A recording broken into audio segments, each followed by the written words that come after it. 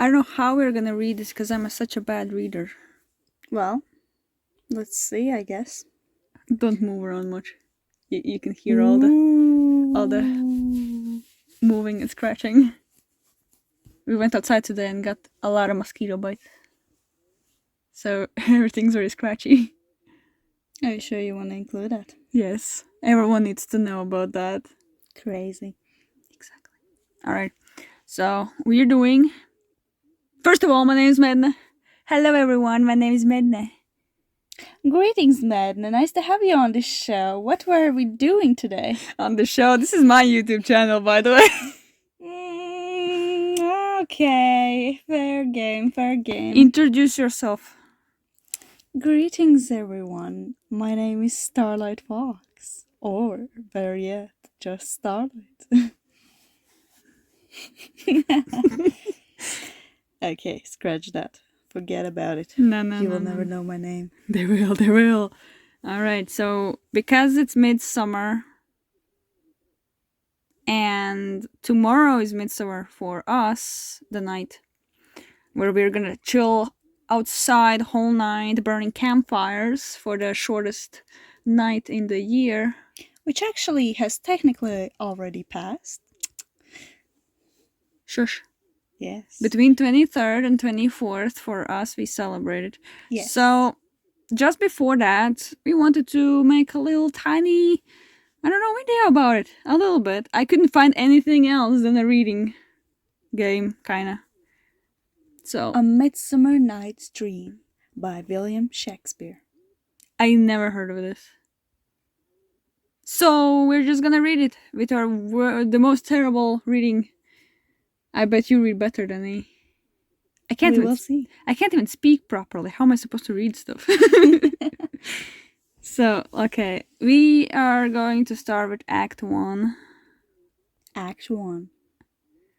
And we also have to do a little bit of stuff, the game stuff here in middle. So we have to tab the gray stage directions as we read. Okay, scene 1. So, which one is going to be which? Alright, you can be a lady.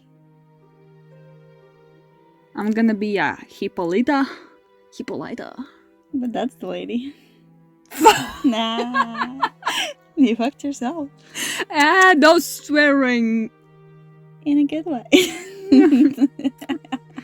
It's even demonetized. Alright, so... Okay, I'm gonna be the guy, you're gonna be the girl, and... The philosopher. It is I, the great philosopher. Sure, why not? Act 1, Scene 1, Athens, the place of Theseus. Enter Theseus, Hippolyta, Philostrate, and attendants. Can't read already, Jesus Christ. No, I need to think about the voice. Make it deep. How am I supposed to focus on this? Oh my god. I wasn't prepared for this. Too giggly. Alright. I can't make videos with you. I'm just laughing non-stop for no reason. Theseus. Please speak, my Theseus. What happens if I tap on them? Nothing. Okay. When I think about making a deep voice, oh my goodness, it just sounds funny in my head. Okay. Now, fair Hippolyta, our nuptial hour dawns on space. Okay. I did not read that right. Oh, I'm very sorry for people who really wants to enjoy this stuff. Draws on a pace. For happy days bring in another moon, but oh, methinks how slow this old moon wanes. She lingers my desires like to a step dame or a dowager, long withering out a young man revenue. Please turn off your goddamn notifications for this. Everybody turn off your phones. We're in a theater. 4 days will quickly steep themselves in night, 4 nights will quickly dream away the time. And then the moon, like to a silver bow, new bent in heavens, shall behold the night of our solemn night. Oh my god. Go, philostrate, stir up the Athenians' youth to merriments, awake the pert and nimble spirit of mirth, turn melancholy forth to funerals. The pale companion is not for our pomp. There he goes. He's exiting though. What do I click on that stuff. Okay. So I have to click on the exit that thingy. Yes. Who's saying this? I think it's still you. It's still me. Okay. Oh, I haven't read anything on this. We're making this so slow. Oh my god. Hippolyta, I wooed thee with my sword, but won thy love, doing that. Doing thee injuries, but I will wed. You're making me feel bad! Stop doing that! I'm reading my part. Shush. I'm not gonna become a great reader if you're just But I will wed thee in another key, with pomp, with triumph, and with reveling. Enter Aegeus, Hermia, Lysander, and Demetrius. New cast. You're this guy. Read it. You're Aegeus. Happy be Theus, our renowned duke. Thank good, Aegeus. What's the news with thee? Ooh, so much taste. Full of vexation come I, with compliment against my child, my daughter, Hermia. Stand forth, Demetrius, my noble lord. This man hath my consent to marry her. Stand forth, Lysander, and my gracious duke. This man hath bewitched the blossom of my child. Thou, Lysander, thou hast given her rhymes and interchanged love tokens with my child. Thou hast by moonlight at her window sung with feigning voice verses of feigning love, and stolen the impression of her fantasy with bracelets of thy hair, rings, gauds, conceits, knacks, trifles, nosegays, sweetmeats, messengers of strong prevailment in unhardened youth. Of unhardened youth. Oh. With cunning hast thou fletched my daughter's heart, turn her obedience, which is due to me, to stubborn harshness, to stubborn harshness, and my gracious duke, be it so she will not here before your grace consent to marry with Demetrius. I beg the ancient privilege of Athens, as she is mine, I may dispose of her, which shall be either to this gentleman or to her death, according to our law, immediately provided in that case. What you say, Hermia? Be advised, fair maid. To you your father should be as a god, one that composed your beauties, yeah, and one to whom you are but as a form in wax, by him imprinted and within his power to leave the figure or disfigure it. Demetrius is a worthy gentleman.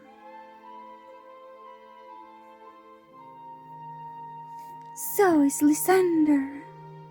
In himself he is, but in this kind, wanting your father's voice, the other must be held the worthier. I would my father looked but with my eyes. Rather your eyes must with his judgment look. I do entreat your grace to pardon me. I know not by what power I am made bold, nor how it may concern my modesty. In such presence here to plead my thoughts, but I beseech your grace that I may know the worst that may befall me in this case if I refuse to wed Demetrius. The way you put your hands up whenever you start to read her, it's so funny. Either do die the death or to abjure forever the society of men. Therefore, fair Hermia, question your desires, know of your youth, examine well your blood, whether if you yield not to your father's choice, you can endure the livery of a nun. For to be in shady cloister me mewed, to live a barren sister all your life, chanting faint hymns to the cold fruitless moon. Thrice blessed they that masters sow their blood to undergo such maiden pilgrimage, but earthlier happy is the rose distilled, than to which withering on the virgin thorn grows, lives, and dies in a single blessedness. So I will grow, so live, so die, my lord, ere I will my virgin pay patent up unto his lordship, whose unwished yoke my soul consents not to give sovereignty. Take time to pause, and by the next new moon, the sealing day betwixt my love and me, for everlasting bond of fellowship. Upon that day, either prepare to die for disobedience to your father's will, or else to wed Demetrius as he would, or on Diana's altar to protest for austerity and single life. No, I don't know who read that now. That's the guy they want to marry her off to. What kind of voice I could give him? The father's choice. Relent, sweet Hermia, and Lysander yield thy crazed title to my certain right. Oh, that's the other guy. Didn't you read Lysander? I read her father. Oh, Again. Right. You have her father's love, Demetrius. Let me have Hermia's. Do you marry him? Scornful Lysander, true he hath my love, and what is mine, my love shall render him, and she's mine, and all my right of her I do estate unto Demetrius. I am my lord as well derived as he, as well poses. My love is more than his, my fortunes every way of fairly ranked, if not with vantage as Demetrius, and which is more than all these boasts can be. I'm beloved of beauteous Hermia. Why should not I then prosecute my right? Demetrius, I'll avouch it to his head, made love to Nether's daughter Helena, and won her soul as she's sweet Lady dotes, devoutly dotes in totality, idolatry upon this spotted and inconstant man. I must confess that I have heard so much, and with Demetrius thought to have spoke thereof, but being over full of self affairs, my mind did lose it. But Demetrius come, and come Aegeus, you shall go with me. I have some private schooling for you both. For you, fair Hermia, look, you arm yourself, to fit your fancies to your father's will, or else the law of Athens yield you up, which by no means we may extenuate, to death, or to a vow of single life. Come, my Hippolyta, what cheer, my love? Demetrius and Aegeus, go along. I must employ you in some business against our nuptial, and confer with you of something nearly that concerns yourselves. With duty and desire we follow you. Except all but Lysidaria and Hermia. Oh, we talk to each other now, that's nice. How now, my love, why is your cheek so pale? How chance the roses there to fade so fast? Belike, for want of rain, which I could well betheme from the tempest of my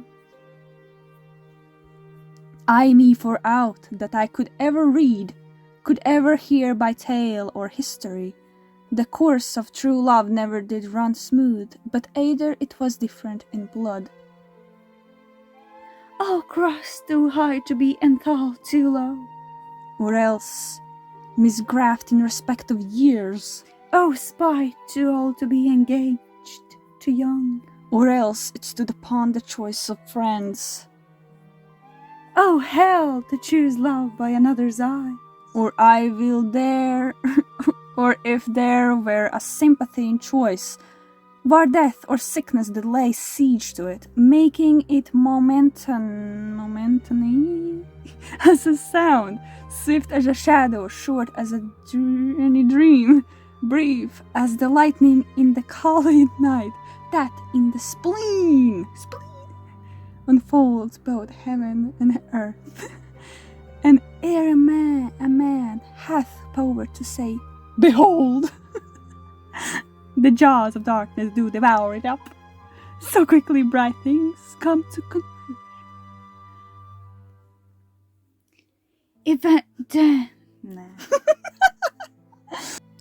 If then true lovers have been ever crossed, it stands as a dict in destiny. Then let us teach our trial patience, because it is customary cross, as due to love as thoughts and dreams and sighs, wishes and tears, for fancy's followers.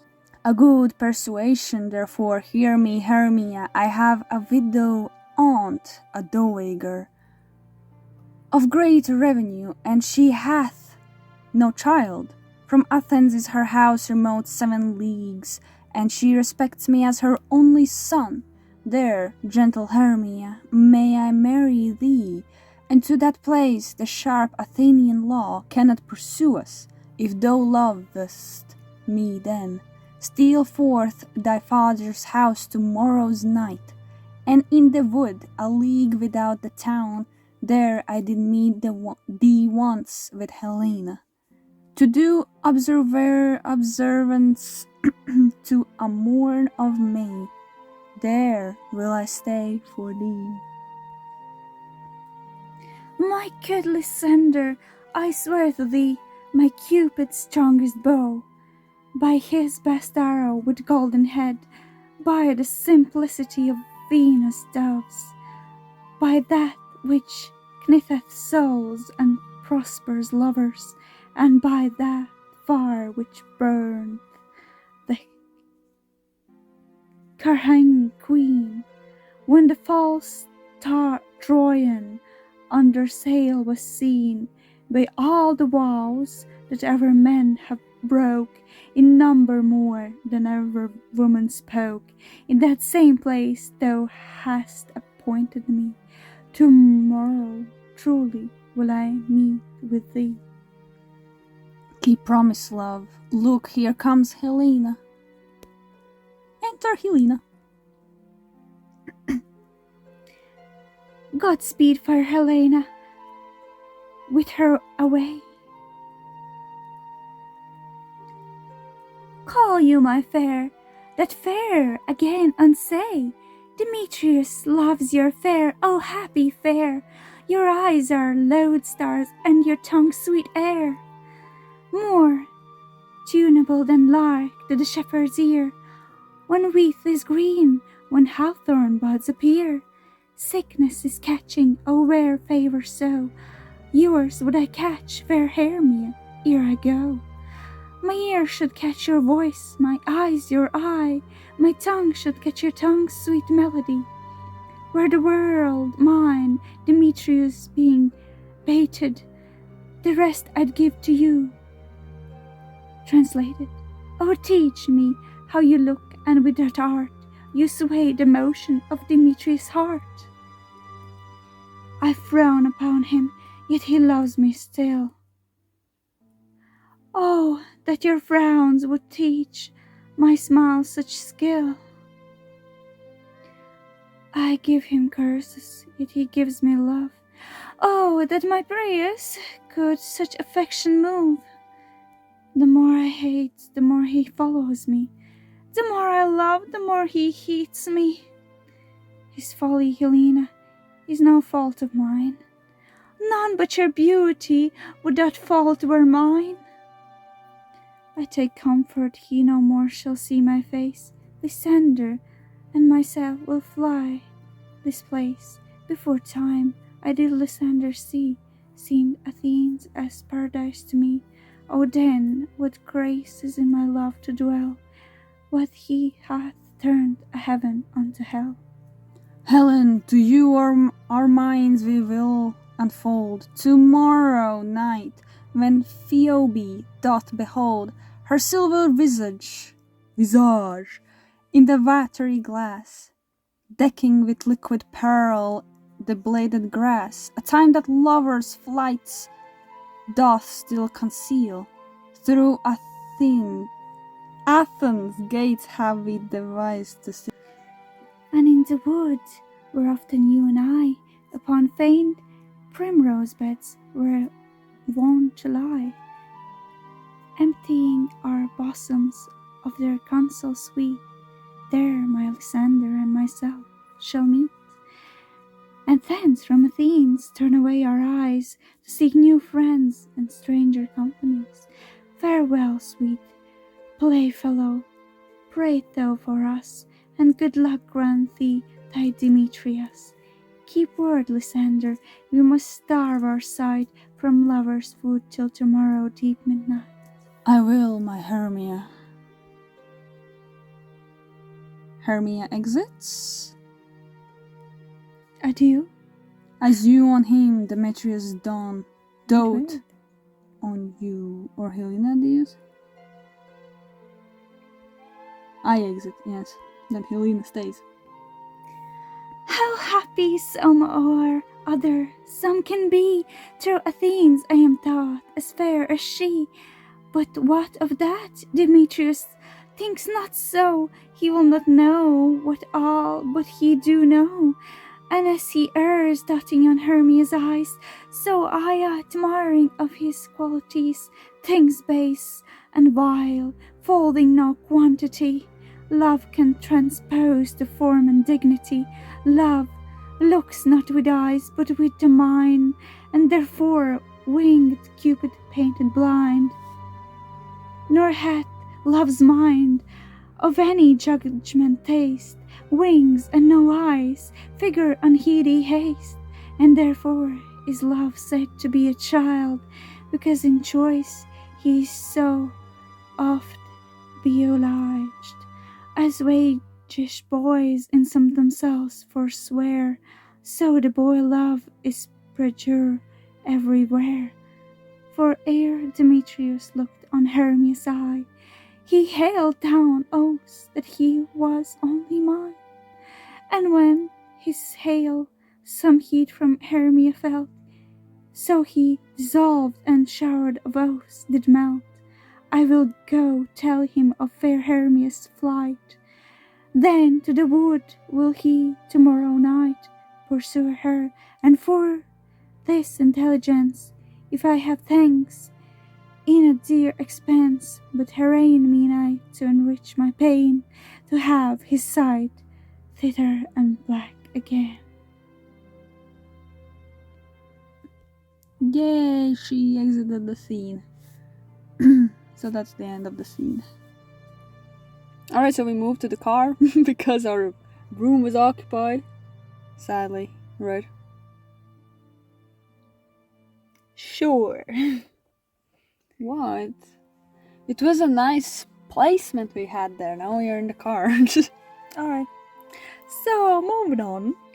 Act 1, Scene 2, Athens. Quince's house. Enter Quince, snug, bottom, flute, snout, and starveling. Is all our company here? You were best to call them generally man by man according to the script. Here is the scroll of every man's name, which thought fit through all Athens to play in our interlude before the Duke and the Duchess on his wedding day at night. First, good Peter Quince, say what the play treats on. Then read the names of the actors, and so grow to a point. Marry, our play is the most lamentable comedy and most cruel death of Primrose and Thisbe. A very good piece of work, I assure you, and a merry. Now, good Peter Quince, call forth your actors by the scroll. Masters, spare yourselves. Answer as I call you. Nick Bottom, the weaver. Ready, name what part I am for, and proceed. You, Nick Bottom, are set down for Pyramus. Alright, don't mind the cat, he's chilling with us in the car. What is Pyramus, a lover or a tyrant? A lover that kills himself most gallant for love. That will ask some tears in the true performing of it. If I do it, let the audience look to their eyes. I will move storms. I will condole in some measure to the rest. Yet my chief humor is for a tyrant. I could play Hercules rarely, or a part to tear a cat in, to make a split. The raging rocks and shivering shocks shall break the locks of prison gates, and Phoebus' car shall shine from far, and make and mar and foolish fates. This was lofty, no name, the rest of the players. This is Hercules Wayne, a tyrant Wayne, a lover is more condoling. Francis Flute, the bellows mendler. Here, Peter Quince. Flute, you must take Thisbe on you. What is Thisbe? A wandering knight? It is the lady that Pyramus must love. Nay, fate, let me not play a woman. I have bird coming. I have a beard coming. Beard. A bird. A beard coming. That's all one, you shall play it in a mask, and you may speak as small as you will. And I may hide my face, let me play Thisbe too. I'll speak in a monstrous little voice. Teensy, teensy, I Pyramus love dear, teensy dear, I like thee dear. No, you must play Pyramus, and Flew you Thisbe. Well, proceed. Robin Starveling the tailor. Here, Peter Quince. Robin Starveling, you must play Thisbe's mother, Tom Snout the thinker. Here, Peter Quince. You, Pyramus' father myself, Thisbe's father Snuck, the joiner, you the lion's part, and I hope there is a play fitted. How am I supposed to think voices to these guys? Do you want to read this one? I can read them all otherwise. Have you the lion's part written? Pray you, if it be given it me, for I am slow of study. You may do it extempore, for it is nothing but roaring. Let me play a line too. I will roar, and I will do any man's heart good to hear me. I will roar, and that I will make the Duke say, "Let him roar again, let him roar again." And you should do it too terribly. You would fright the Duchess and the ladies, that they would shriek, and that were enough to hang us all. Let's say it together. That would hang us, every mother's son. I grant you, friends, if that you should fright the ladies out of their wits, they would have no more discretion but to hang us. But I will aggravate my voice to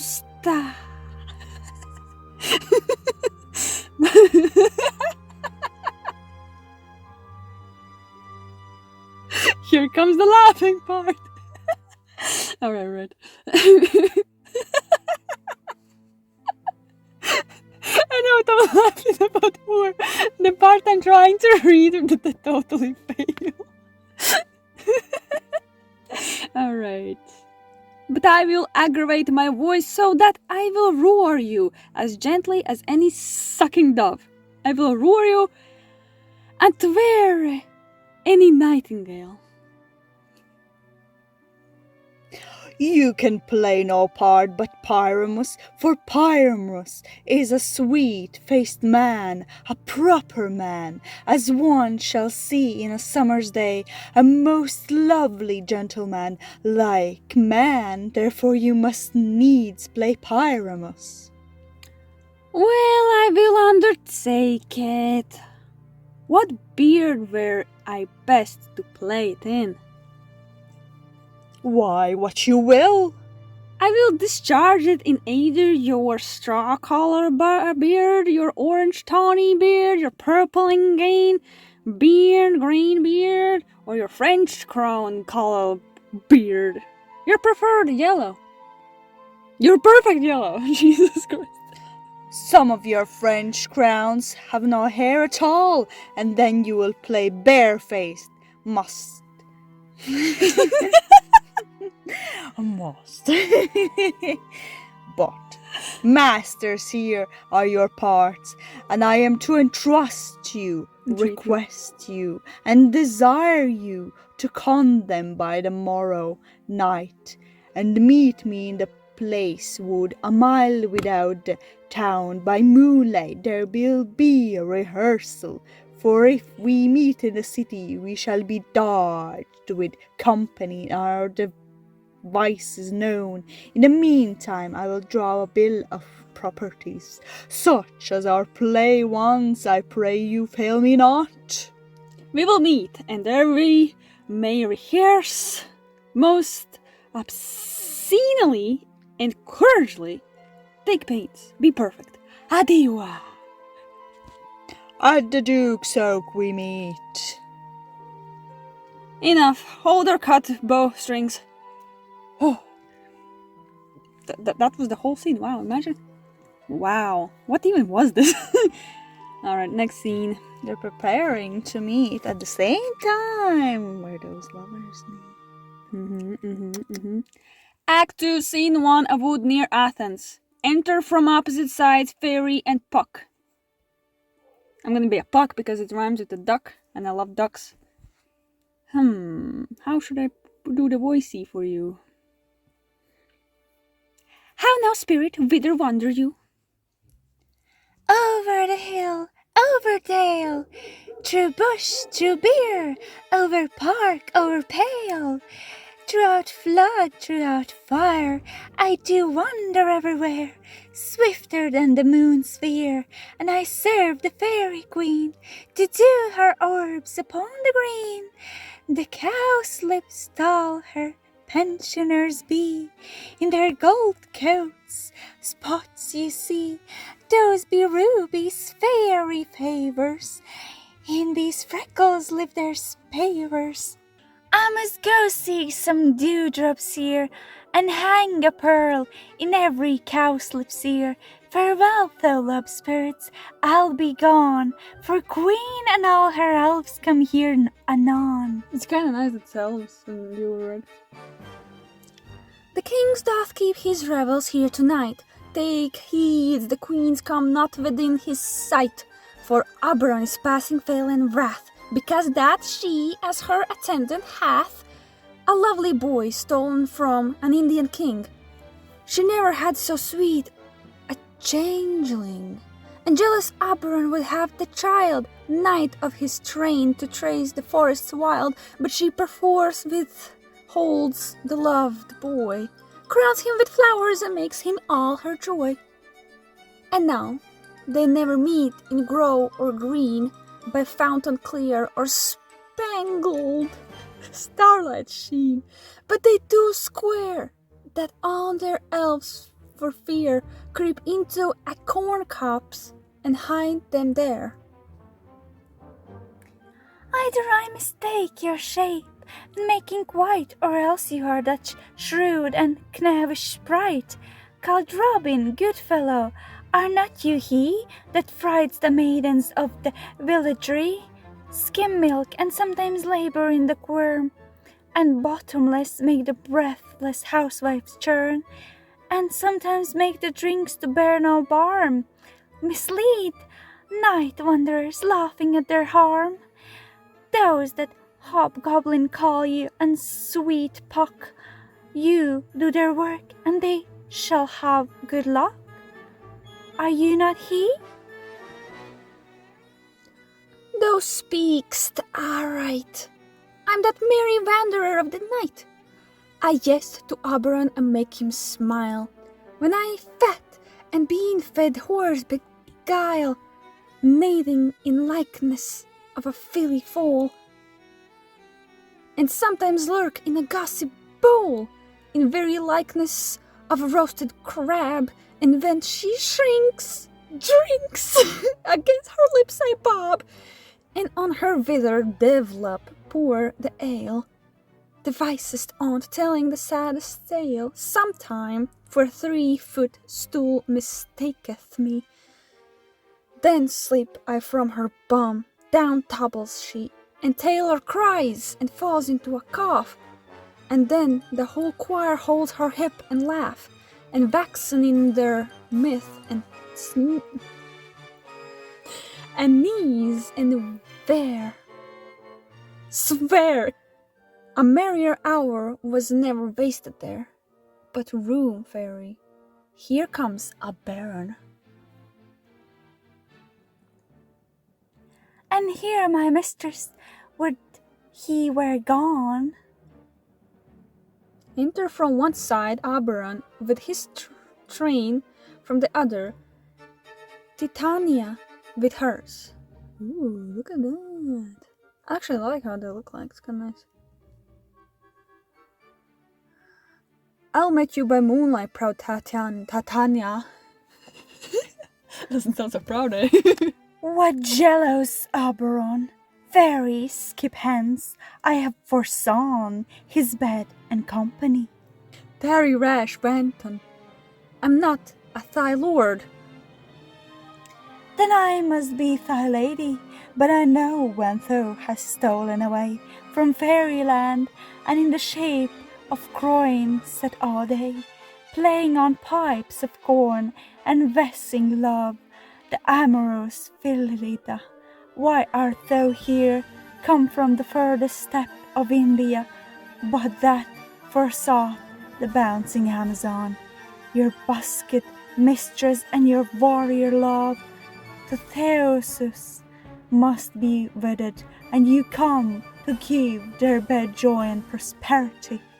How canst thou, thus for shame, Titania, glance at my credit with Hippolyta, knowing I know thy love to Theseus? Didst thou not lead him through the glimmering night from Perigene, whom he ravished, and make him with fair idly break his faith? With irony,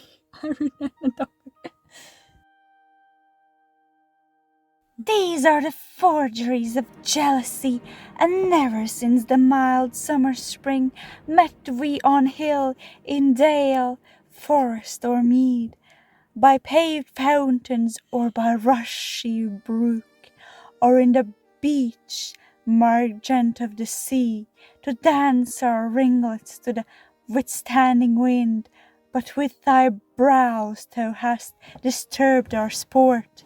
Therefore the winds piping us in vain, as in revenge have sucked up the sea, contagious fogs, which falling in the land, have every pelting river made so proud.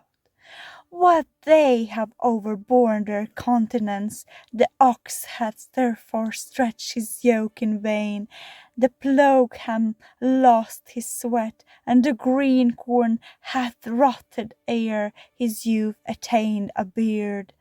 The foal stands empty in the drowned field, the crows are fatted with the murrion flock, the 9 men's morris is filled up with mud, and the quaint mazes in the wharton green, for lack of dirt, are undistinguishable. The human mortals wander winter here, no night is now with him or coral west. Therefore the moon, the grooveness of floods, pale in her anger, washes all there, the rheumatic disease to abound, and through his distemperature we see the seasons alter, hoary-headed frosts, far in the fresh lap of the crimson rose, and on old hames thin and icy crown, an odorous caplet of sweet summer buds, is as in mockery set. The spring, the summer, the childing autumn, angry winter, change their wandered liveries in the mazed world, by their increase now knows not which is which, and this same progeny of evils comes from our debate, from our dissension. Where are their parents our original? Do you amend it then? It lies in you. Why should Titania cross her Oberon? I do but beg a little changeling boy, do be my henchman. Set your heart at rest. The fairyland buys not the child of me. His mother was a votaress of my order.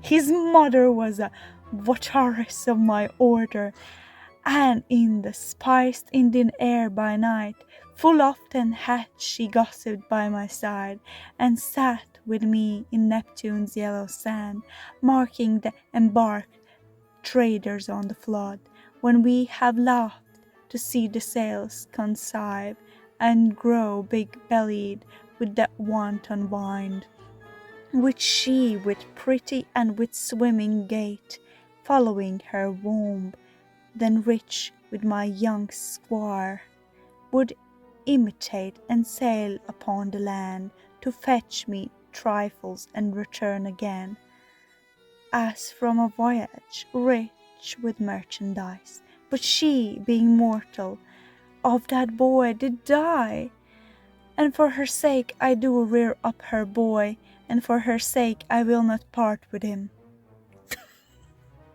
That the merchandise part just got The what?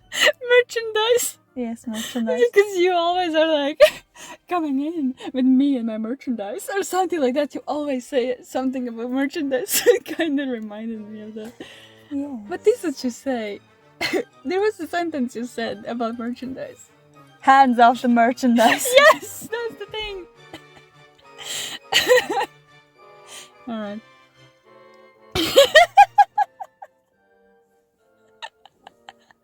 Lights, camera, action. It's not that funny either. Take me home. How long within this wood intend you stay?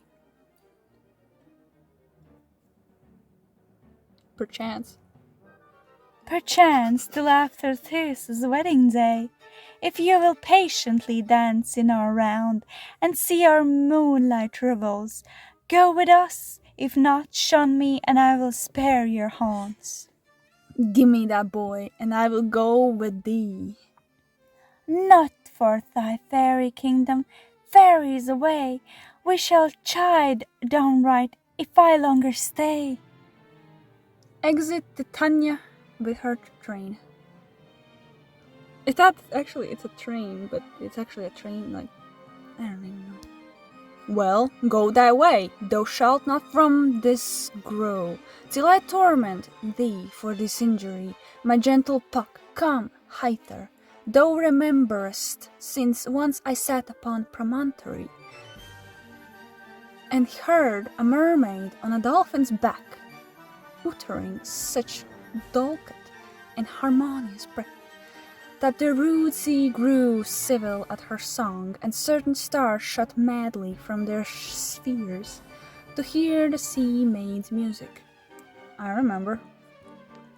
That very time I saw, but thou couldst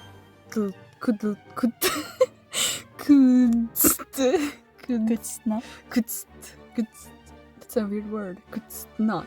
Flying between the cold moon and the earth, Cupid all armed, a certain aim he took at a fair vestal throned by the west, and loosed his love shaft smartly from his bow, as it should pierce 100,000 hearts. But I might see young Cupid's fiery shaft quenched in the chaste beams of the watery moon, and the imperial waters passed on in maiden's meditation fancy free. Yet mark I where the bolt of Cupid fell. It fell upon a little western flower, before milk white, now purple with loved wound, and maiden called it love in idleness. Love in idleness. Fetch me that flower, the herb I shewed thee once. The juice of it on sleeping eyelids laid will make or man or woman madly dote upon the next live creature that it sees. Fetch me this herb, and be thou here again, ere the Leviathan can swim a league. I put a girdle round about the earth in 40 minutes. Exit. Bye-bye, duck. Having once this juice, I'll watch it. The way you looked at me when I said that, you're like, duck. I'll watch Titania when she is asleep, because I'm a creep, and drop the liquor of it in her eyes. The next thing then she walking looks upon, be it on lion, bear, or wolf, or bull, on meddling monkey or a busy ape, she shall pursue it with the soul of love, and ere I take this charm from off her sight, as I can take it with another herb, I'll make her render up her page to me. But who comes here? I am invisible, and I will overhear their conference. Enter Demetrius, Helena following him. Ooh, our little guys. I love thee not. Where is Lysander and fair Hermia? The one I'll slay, the other slayeth me. Thou toldst me they were stolen out of this wood, and here am I, and wood bode within this wood. Because I cannot meet my Hermia, hence get thee gone, and follow me no more. You draw me, you hard-hearted adamant, but yet you draw not iron, for my heart is true as steel. Leave you your power to draw, and I shall have no power to follow you. Do I entice you? Do I speak your fair? Or rather do I not plainest truth tell you I do not, nor I cannot love you? And even for that do I love you the more. I am your spaniel, and Demetrius, The more you beat me, I will fawn on you. Use me, but as your spaniel, spurn me, strike me, neglect me, lose me, only give me leave. Unworthy as I am to follow you, what worse place can I beg in your love, and yet a place of high respect with me, than to be used as you use your dog? Tempt not too much the hatred of my spirit, for I am sick when I do look on thee. And I am sick when I look not on you. You do impeach your modesty too much, to leave that city and commit yourself into the hands of one that loves you not, to trust the opportunity of night and the ill counsel of a desert place with the rich worth of your virginity. Your virtue is my privilege, for that it is not night when I do see your face. Therefore I think I am not in the night, nor doth this wood lack words of company, for you in my respect are all the world. Then how can I be said I am alone, when all the world is here to look on me? I'll run from thee and hide me in the brakes, and leave thee to the mercy of wild beasts. The wildest hath not such a heart as you. Run when you will, the story shall be changed. Apollo flies, and Daphne holds the chase. The dove pursues the griffin, the mild hind makes speed to catch the tiger. Botless speed when cowardice pursues the valor flies. I will not stay this question, let me go, or if thou follow me, do not believe, but I shall do thee mischief in the wood. I, in the temple, in the town, the field, you do me mischief. Fie, Demetrius, your wrongs do. Your wrongs do set a scandal on my sex. We cannot fight for love, as men may do. We should be wooed, and we were not made to woo. A terminus exit. You continue reading? I'll follow thee and make heaven of hell, to die upon the hand I love so well. And also she exits. Fare thee well, nymph. Ere he do leave this grove, thou shalt fly him, and he shall seek thy love. My second self enters. Hello, duck. Hast thou the flower there? Welcome, wanderer. Ah, there it is. I pray thee give it me.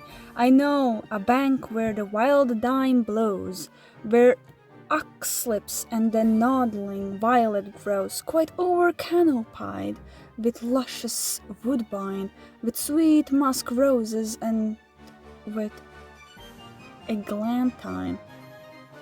There sleeps Tanya sometime of the night, lulled in these flowers with dances and delight, and there the snake throws her enameled skin weed wide enough to wrap a fairy in, and with the juice of this eel strike her eyes and make her full of hateful fantasies. Take thou some of it, and seek through this grove.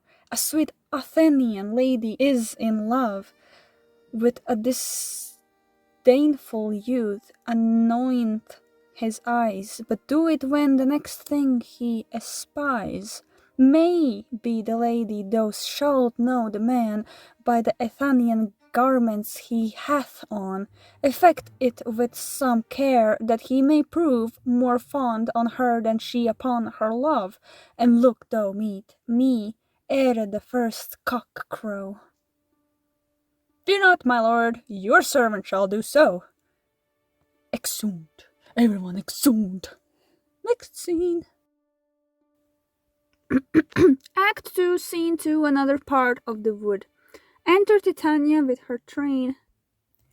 Come now, a roundel and a fairy song, then for the third part of a minute hence, some to kill cankers in the musk rosebuds, some war with rare mice for their learner wings, to make my small elf scouts, and some keep back the clamorous owl that nightly hoots, and wonders at our quaint spirits. Sing me, now asleep, then to your offices, and let me rest. The fairies sing. Are we singing, right? Let's sing, the fairies sing. Okay. Okay. You spotted snakes with double tongue, thorny hedgehogs be not seen, newts and blind worms do not run, come not near our fairy queen, fill 'em with the melody, singing our sweet lullaby, lullaby, lullaby, never harm nor spell nor. Come, our lovely lady night, so good night with lullaby. Bearing spiders come not here, hence your long legs spin their hands. Little bugs approach not near, warm nurse nails do not offend. Feel 'em with melody and see. Hence away, now all is well. One aloof stand sentient. Fairies goes a wise, Titania goes to sleep. Oberon enters and squeezes the flower on Titania's eyelids. Look at that animation. She's like sleeping there. And I come back. Look at that flower. Wow, it's so purple. What thou seest when thou dost wake, do it for thy true love take. Love and languish for his sake, be it aunts or cat or bear, pard or boar with bare hair. Bristled hair in thy eyes that shall appear. When thou wakest, it is thy dear. Wake when some wild thing is near. Okay, the guy exits, and Lysander and Hermia comes back. Fair love, you're faint with wandering in the wood, and do speak truth. I have forgot our way. We'll rest us, Hermia, if you think it good, and tarry for the comfort of day. Be it so, Lysander. Find you out a bed, for I upon this bank will rest my head. One turf shall serve as pillow for us both, one heart, one bed, two bosoms, and one troth. Nay, good Lysander, for my sake, my dear, lie further off yet, do not lie so near. Oh, take the sense sweet of my innocence. Love takes the meaning in love conference. I mean that my heart unto your is kin, so that but one heart we can make of it, two bosoms interchained with an oath, so then two bosom and a single troth, then by your side no bedroom me deny, for lying so, Hermia, I do not lie. Lysander riddles very prettily. Now much beseeth my manners and my pride, if Hermia meant to say Lysander lied, but gentle friend, for love and courtesy, lie further off in human modesty. Such separation, as may well be said, becomes virtuous, bachelor, and a maid. So far be distant, and good night, sweet friend, thy love near alter, thy sweet life end. Amen, amen, to that fair prayer say I, and then end life when I end loyalty. And here is my bed, sleep, give thee all his rest. With half that wish the whisper's eyes be pressed. They sleep, Puck enters. Through the forest have I gone, but Athenian found I none, on whose eyes I might approve this flower force in stirring love, night and silence. Who is here? Weed of Athens he doth veer, This is he, my master said, despised the Athenian maid, and here is maiden sleeping sound on the dank and dirty ground. Pretty soul, she durst not lie near this lack love, this kill courtesy. Curl upon this eyes I throw all the power this charm doth owe. Then thou weakest, let love forbid sleep his seat on thy eyelid. So awake when I am gone, for I must now to Oberon. He squeezes flower on Lysander's eyes, and then he exits. Demetrius and Helena enter running. I guess? Yes. Stay, thou kill me, sweet Demetrius. I charge thee, hence, and do not haunt me thus. Oh, wilt thou, darkling, leave me? Do not so. Stay on this peril, I alone will go. He exits. Yeah, okay. Oh, I am out of breath in this fond chase. The more my prayer, the lesser is my grace. Happy is Hermia, wheresoever she lies, for she hath blessed and attractive eyes. How come her eyes so bright, not with salt tears? If so, my eyes are oftener washed than hers. No, I am as ugly as a bear, for beasts that meet me run away for fear. Therefore, no marvel, true Demetrius, do as a monster fly my presence thus. What wicked and dissembling glass of mine made me compare with Hermia's sapphire eyne? But who is here? Lysander on the ground, dead or asleep? I see no blood, no wound. Lysander, if you live, good sir, awake. Lysander awakes. And run through fire I will for thy sweet sake. Transparent Helena, nature shows art, doth through thy bosom make me see thy heart. Where is Demetrius? Oh, how fit a word is that vile name to perish on my sword. Do not say so, Lysander, say not so. What though he love you, Hermia, Lord, what though yet Hermia still loves you, then be content.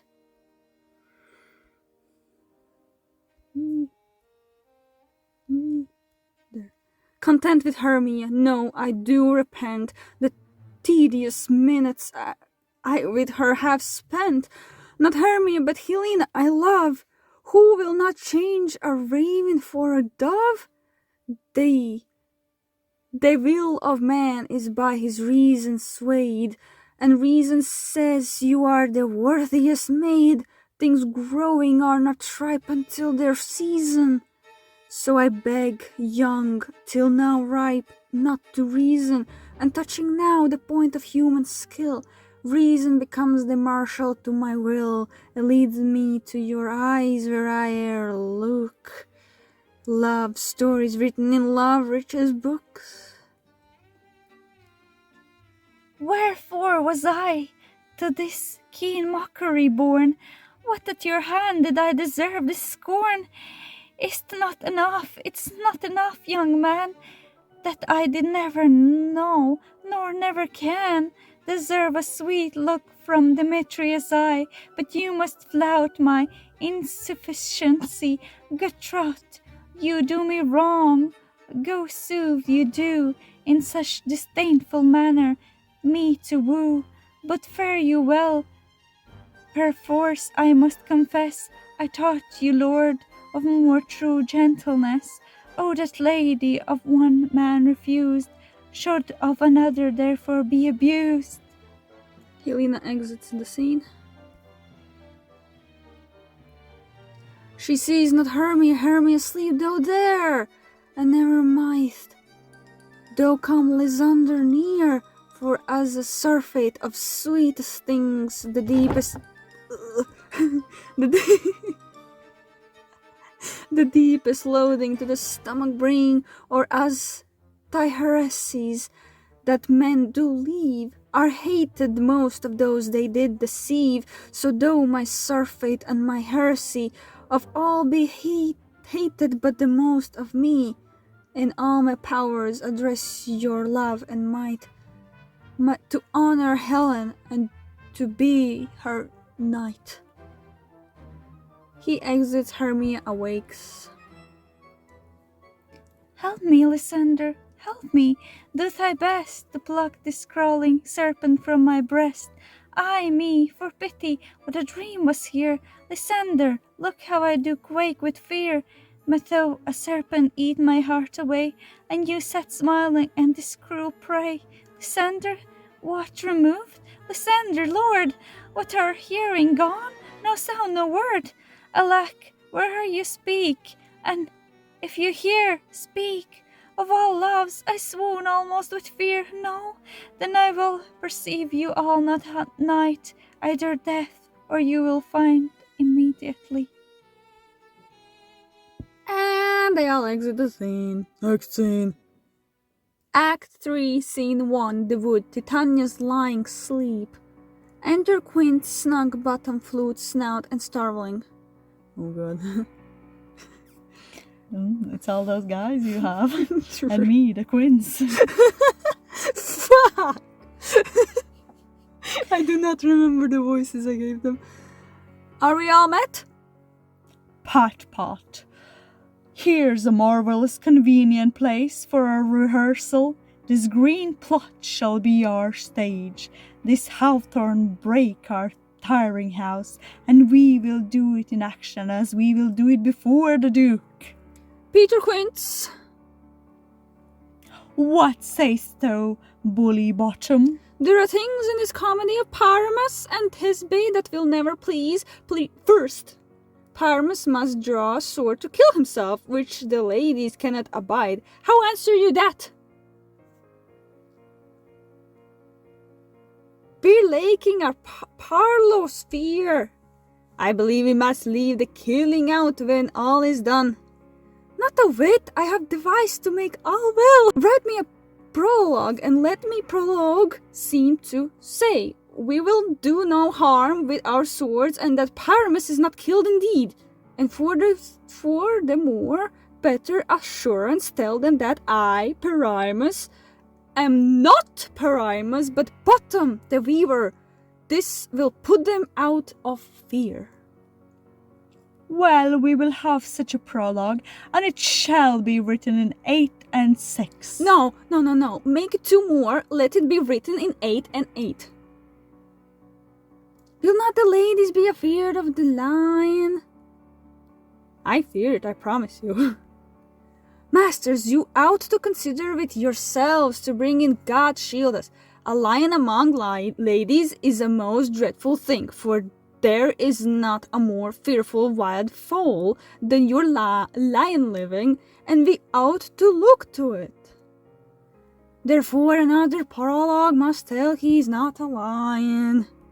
Nay, you must name his name, and half his face must be seen through the lion's neck, and he himself must speak through, saying thus, or to the same effect, ladies, or fair ladies, I would wish you, or I would request you, or I would enter you, not to fear, not to tremble my life for yours. If you think I come hither as a lion, it were pity of my life. No, I'm no such thing. I am a man, as other men are, and there indeed let him name his name, and tell them plainly he is Snug the Joiner. Well, it shall be so, but there is 2 hard things, that is, to bring a moonlight into a chamber, for you know Pyramus and Thisbe meet by moonlight. That be moonshine, that night we play our play. A calendar, look in the almanac, find out moonshine, find out moonshine. Yes, it doth shine that night. Why then may you leave casement of the great chamber window where we play, open, the moon may shine in at the casement. Aye, or else one must come in with a bush of thorns and lanthorn, and say he comes to this figure or to present the person of moonshine. Then there is another thing, we must have a wall in the great chamber, for Pyramus and Thisbe say the story did talk through the chink of a wall. You can never bring a wall. What say you, Bottom?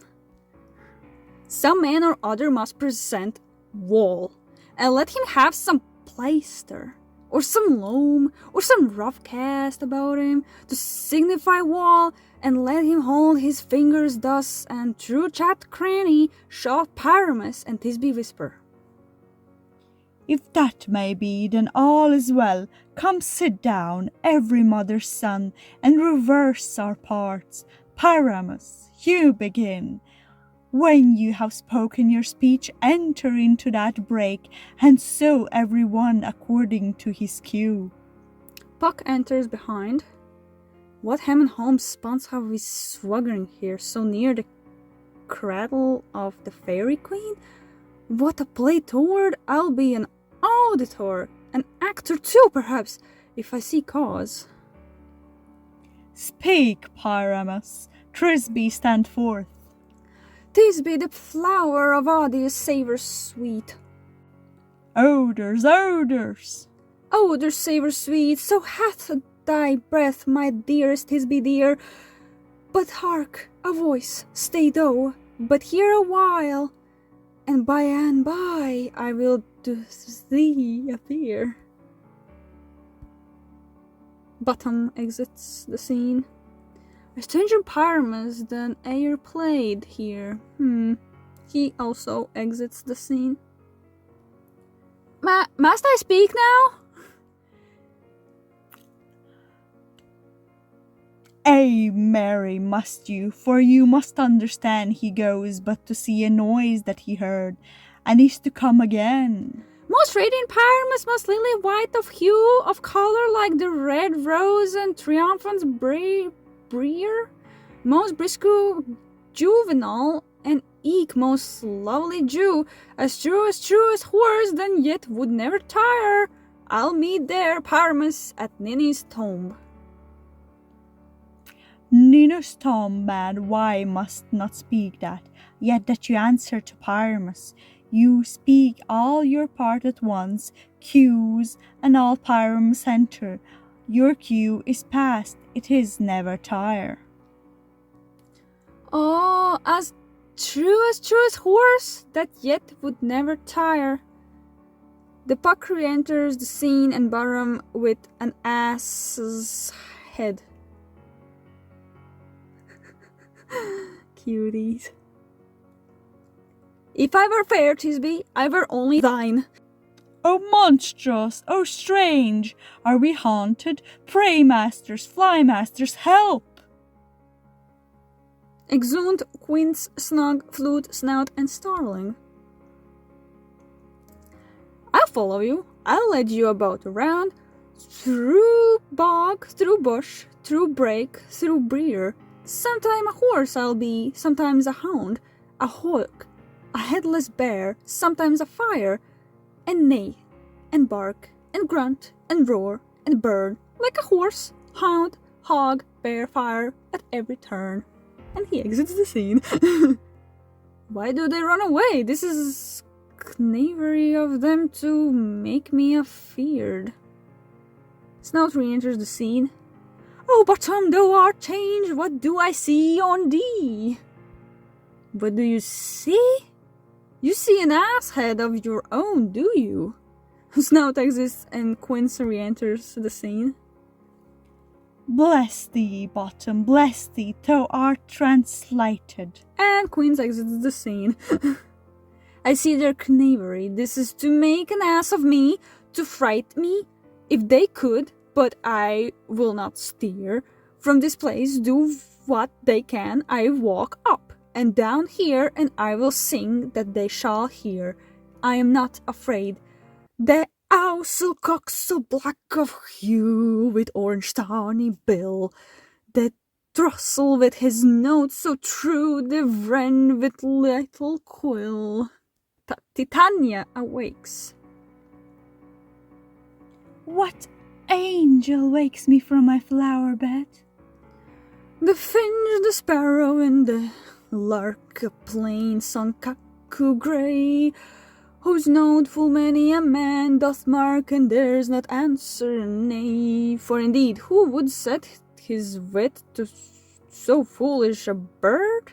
Who would give a bird the lie, though he cry, Cuckoo, never so? I pray thee, gentle mortal, sing again.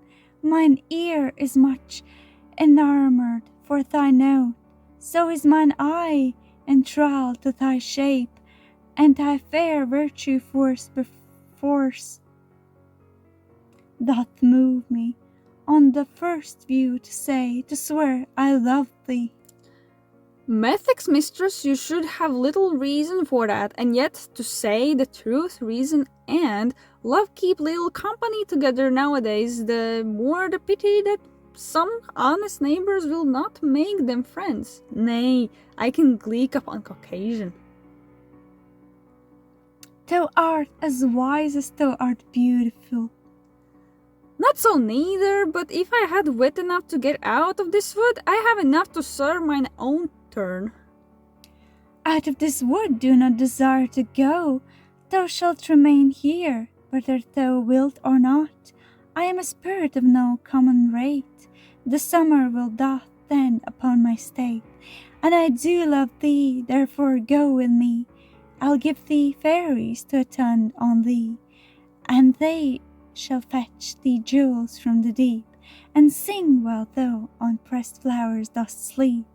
And I will purge thy mortal grossness so, that thou shalt like a airy spirit go. Peas blossom, cobweb, moth, and mustard seed. Plays peas blossom, cobweb, moth, and mustard seed enters the scene. Ready! And I! And I. And I. Where shall we go? Be kind and courteous to this gentleman. Hop in his walks and gambol in his eyes. Feed him with apricots and dewberries, with purple grapes, green figs, and mulberries. The honey bags steal from the humble bees, and for night tapers scrub their vexen ties, and light them at the fiery glowworm's eyes, to have my love to bed and arise, and pluck the wings from painted butterflies, to fan the moonbeams from his sleeping eyes, nod to him, elves, and do him courtesies. Hail, mortal! Hail! Hail! Hail! I cry your worship mercy heartily. I beseech your worship name. Cobweb! I shall desire you of more acquaintance, good master Cobweb. If I cut my finger, I shall make bold with you. Your name, honest gentleman? Peas blossom. I pray you commend me to Mistress Squash, your mother, and to Master Peascod, your father, good Master Peasbloom. I shall desire you of more acquaintance too. Your name, I beseech you, sir. Mustard Seed. Good Master Mustard Seed, I know your patience well, that some cowardly giant like ox beef hath devoured many a gentleman of your house. Yes, I promise you, your kindred had made my eyes water ear now. I desire your more acquaintance, good Master Mustard Seed. Come wait upon him, lead him to my bower, to moon Metakins looks with watery eye, and when she weeps, weeps every little flower, lamenting some enforced chastity. Tie up my love's tongue, bring him silently. And everyone exits the scene. Act 3, Scene 2, another part of the wood. Oberon enters the scene. I wonder if Titania be awaked, then what it was that next came in her eye. which she must dote on in extremity. Puck enters the scene. Here comes my messenger. How now, mad spirit? What night rule now about this haunted grove? My mistress with a monster is in love, near to her close and consecrated bower, while she was in her dull and sleeping hour, a crew of patches rude mechanicals that work for bread upon Athenian stalls were met together to rehearse a play intended for great Theseus' nuptial day. The shallowest thick skin of that bearer's sword, who Pyramus presented in their spot, forsook his scene and entered in a break, when I did him at this advantage take, an ass knoll I fixed on his head, and on his Thisbe must be answered, and forth my mimic comes when they skim spy, as wild geese that the creeping howler I, or russet patted, cath, many in sort, rising and caving at the gun's report, sever themselves and madly sweep the sky, so at his sight away his fellows fly, and at our stamp here o'er one falls. That's a long. He murder cries, and hell from Athens calls. Their sense thus weak, lost with their fears thus strong, made senseless things begin to do them wrong, for briars and thorns at their apparel snatch. Some sleeves, some hats, from yielders all things catch. I led them on in this distracted fear, and left the sweet Pyramus translated there, when in that moment so it came to pass, Titania waked, and straightway loved an ass. This falls out better than I could devise, but hast thou yet latched the Athenian's eyes with the love juice, as I did bid thee do? I took him sleeping, this finished too, and the Athenian woman by his side, that when he waked, of force she must be eyed. Hermia and Demetrius enters the scene. Stand close, this is the same Athenian. This is the woman, but not this the man. Oh, why rebuke you him that love you so? Lay breath so bitter on your bitter foe.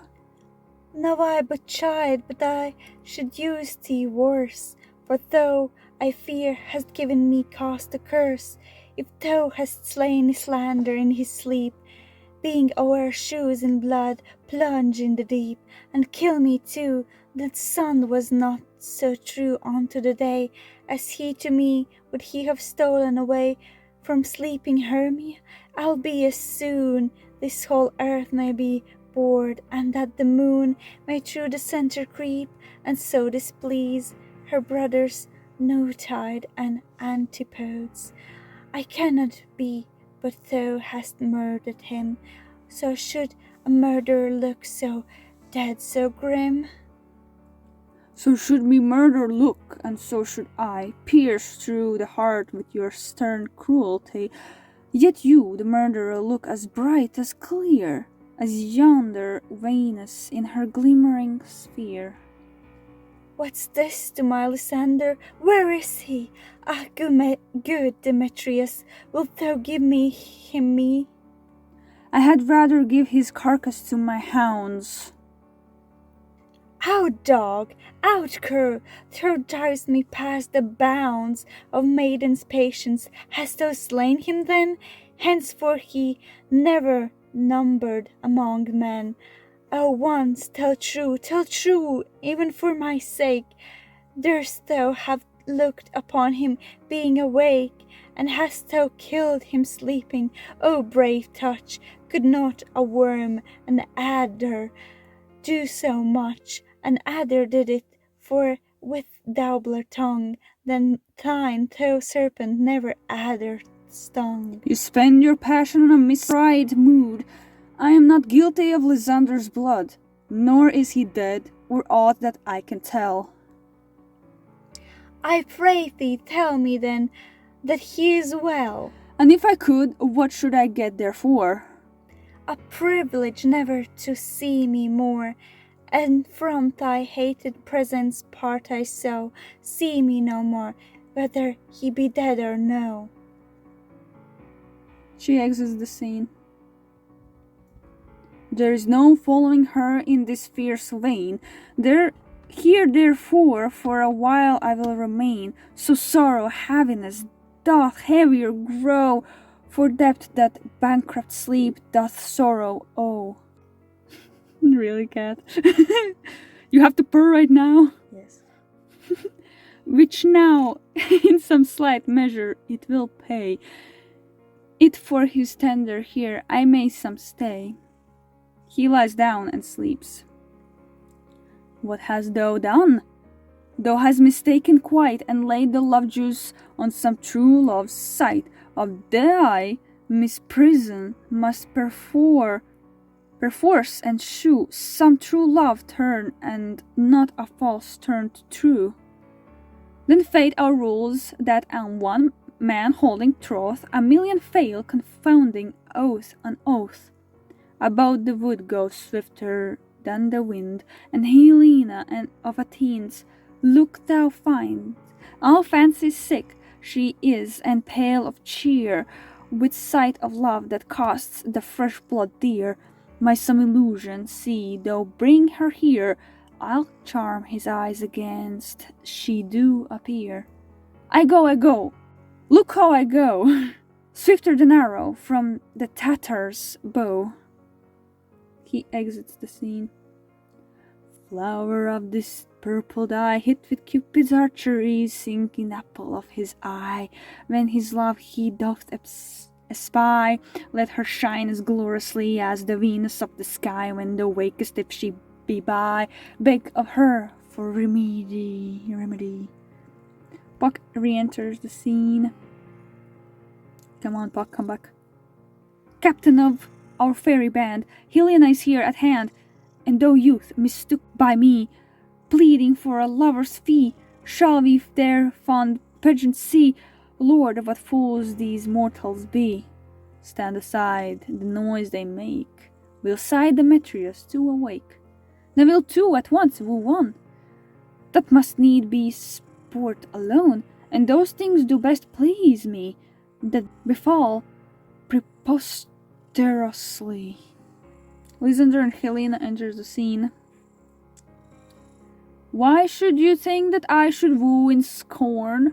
Scorn and derision never come in tears. Look, when I vow, I weep, and vows so born, in their nativity all truth appears. How can these things in me seem scorn to you, bearing the badge of faith, to prove them true?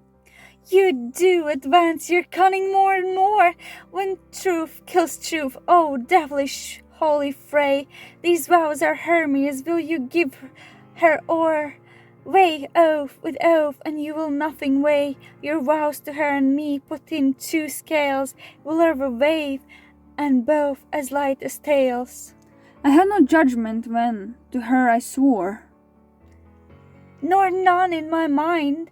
Now you give her o'er. Demetrius loves her, and he loves not you. Demetrius awakes. O Helena, goddess name perfect divine, to what my love shall I compare thine eyne? Crystal is muddy, oh how ripe is show, thy lips, those kissing cherries tempting grow, the pure congealed white high Thor snow, fawn with the Easter wind turned to a crow, when thou holds up thy hand. Oh, let me kiss this princess of pure white, this seal of bliss. Oh, spite, oh hell, I see you all are bent to see against me for your merriment. If you were civil and knew courtesy, you would not do me thus more injury.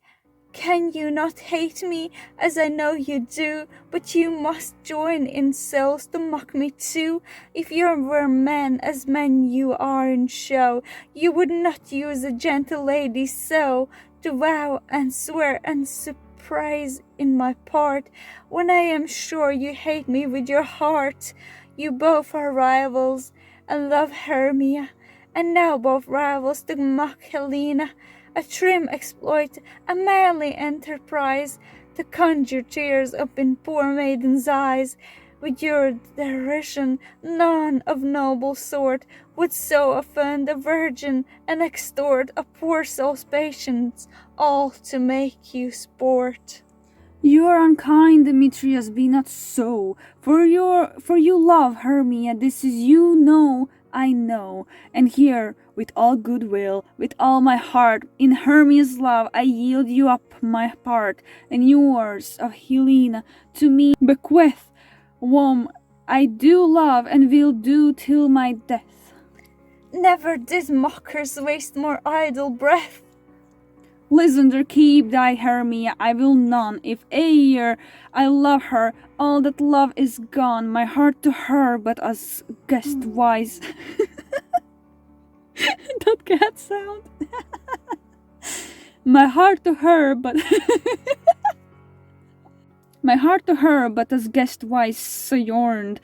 And now to Helen is it home returned, there to remain. Helen, it is not so.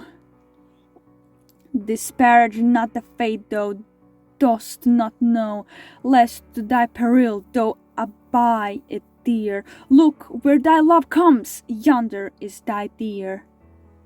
Hermia re-enters the scene. Dark night that from the eyes his function takes, that e'er more quick an apprehension makes, wherein it doth impair the seeing sense, it pays the hearing double recompense. Thou art not my eye, Lysander, found, mine ear I think it brought me to thy sound, but why unkindly didst thou leave me so? Why should he stay, whom love doth press to go? What love could press Lysander from my side? Lysander's love that would not let him bide, fair Helena, who more englides the night than all your fairy oes and eyes of light. Why seek'st thou me? Could not this make thee know the hate I bear thee made me leave thee so? You speak not as you think, it cannot be. Lo, she is one of this confederacy. Now I perceive they have conjoined all three. The fashion, this false sport, is spite of me. Injurious Hermia, most ungrateful maid, have you conspired, have you with these contrived, to bait me with this foul derision? Is all the counsel that we two have shared, the sisters' vow, the hours that we have spent, when we have chid the hasty-footed time for sparing us? Oh, is it all forgot? All school's days, friendship, childhood innocence? We, Hermia, like two artificial gods, have with our needles created both one flower, both one sampler, sitting on one cushion, with warbling of one song, within one key, as if our hands, our sides, voices, and minds had been incorporate. So we grow together, like to a double cherry, seeming parted, but yet in union, in partition. Two lovely berries, molded in one stem, so, with two seeming bodies, but one heart. Two of the first, like coats in heraldry, due but to one and cowarded with one crest. And will you rend our ancient love asunder, to join with men in scorning your poor friend? It is not friendly, 'tis not maidenly, our sex as well as I may chide you for it, though I alone do feel the injury. I am amazed at your passionate words. I scorn you not. It seems that you scorn me. You have not set Lysander as in scorn to follow me and praise my eyes and face, and made your other love, Demetrius, who even but now did spurn me with his foot to call me goddess, nymph, divine and rare, precarious celestial. Wherefore speaks he his to her he hates, and wherefore doth Lysander deny your love, so rich with his soul and tender me, forsooth affection, but by your setting on, by your consent, what though I be not so in graces as you, so hung upon with loves, so fortunate, but miserable most to love unloved, this is you should pity rather than despise. I understand not what you mean by this. I do persuade counterfeit sad looks, make mouths upon me when I turn my back, wink at each other, hold the sweet jest up, this sport, well carried, shall be chronicled. If you have any pity, grace, or manner, you would not make me such an argument, but fare ye well, this partly my own fault, which death or absence soon shall remedy. Stay, gentle Helena, hear my excuse, my love, my life, my soul, fair Helena. Oh, excellent! Sweet, do not scorn her so. If she cannot entreat, I can compel. Thou canst compel no more than she entreat. Thy threats have no more strength than her weak prayers. Helen, I love thee. By my life I do. I swear by that which I will lose for thee, to prove him false that says I love thee not. I say I love thee more than he can do.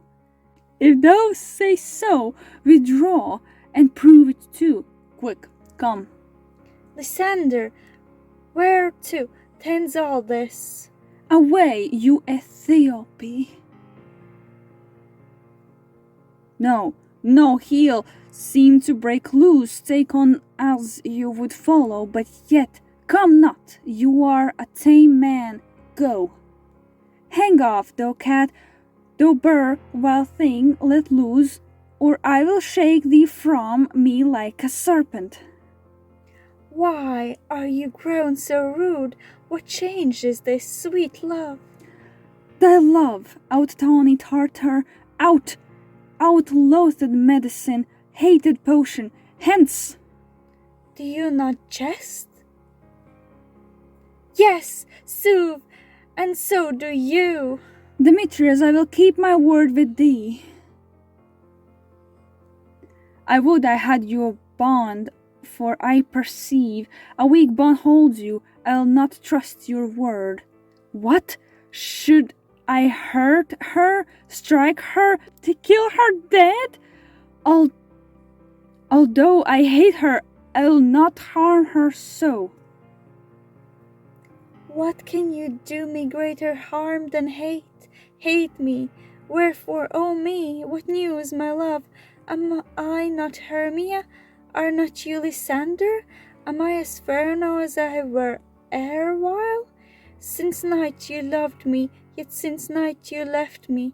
Why then you left me? Oh, the gods forbid. I yearned, shall I say? I by my life, and never did desire to see thee more. Therefore be out of hope, of question, of doubt. Be certain, nothing truer, there's no jest, that I do hate thee and love Helena. Oh me, oh juggler, you cranker bosom, you thief of love, what? Have you come by night and stolen my love's heart from him? Fine, I faith, have you no modesty, no maiden shame, no touch of bashfulness? What will you tear, impatient, answer from my gentle tongue? Fie, fie, you counterfeit, you puppet, you! Puppet, why so? What way goes the game? Now I perceive that she hath made compare between our statures. She hath urged her height, and with her personage, her tall personage, her height, forsooth she hath prevailed with him. And are you grown so high in his esteem because I am so dwarfish and so low? How low am I, though painted maypole speak? How low am I? I'm not yet so low, but that my nails can reach unto thine eyes. I pray you, trow you mock me, gentlemen, let her not hurt me. I was never cursed. I have no gift at all in shrewishness. I am a right maid of my cowardice. Let her not strike me. You perhaps may think, because she's something lower than myself, that can march her. Lower, hark again. Good Hermia, do not be so bitter with me. I evermore did love you, Hermia. Did you ever keep your counsels? Never wronged you? Save that in love unto Demetrius. I told him of your stealth unto these woods. He followed you, for love I followed him. But he hath chid me hence, and threatened me to strike me, spurn me, nay, to kill me too. And now, so you will let me quite go, to Athens I will bear my folly back, and follow you no more. Let me go. You see how simple and how fond I am. Why, get you gone? Who is that hinders you? A foolish heart that I leave here behind. What, with Lysander? With Demetrius? Be not afraid, she shall not harm thee, Helena. No, sir, she shall not, though you take her part. Oh, when she's angry, she's keen and shrewd. She was a vixen when she went to school, and though she but a little, she's fierce. A little again, nothing but low and little. Why will you suffer her to flout me thus? Let me come to her. Get you gone, you dwarf, you minimus of hindering not grass maid, you bead, you acorn. You are too officious in her behalf that scorns your services. Let her alone, speak not of Helena. Take not her part, for if thou dost intend never so little show of love to her, thou shalt abide it. Now she holds me not, now follow. If thou darest to try those right of thine or mine is most in Helena. Follow, nay, I'll go with thee, cheek by jowl. Lysander and Demetrius exhumed the scene.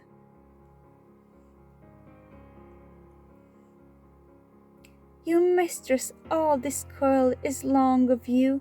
Nay, go not back.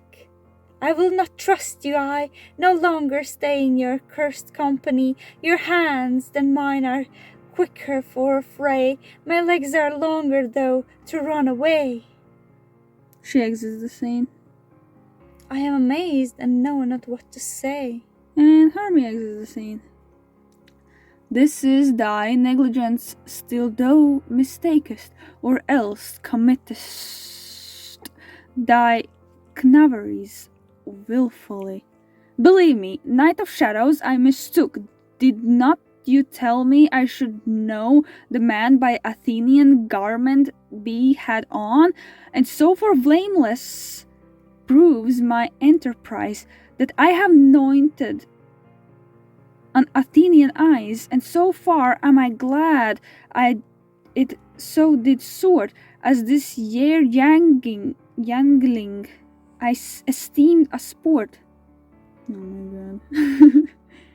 Thou seest these lovers seek a place to fight. Here therefore Robin overcast the night, the starry welkin covered, though anon with drooping fog as black as Acheron, and lead these testy rivals so astray, as one come not within another way, like the Lysander sometime frame thy tongue, then steer Demetrius up with bitter wrong, and sometime rail thou like Demetrius, and from each other look thou lead them thus, till o'er their brows death counterfeiting sleep, with leaden legs and batty wings doth creep. Then crush this herb into Lysander's eye, those liquor hath this virtuous property, to take from the hence all error with his might, and make his eyeballs roll with wanton sight. When they next awake, all this derision shall seem a dream and fruitless vision, and back to Athens shall the lovers wend, with league those date till death shall never end, whiles I in this affair do thee employ.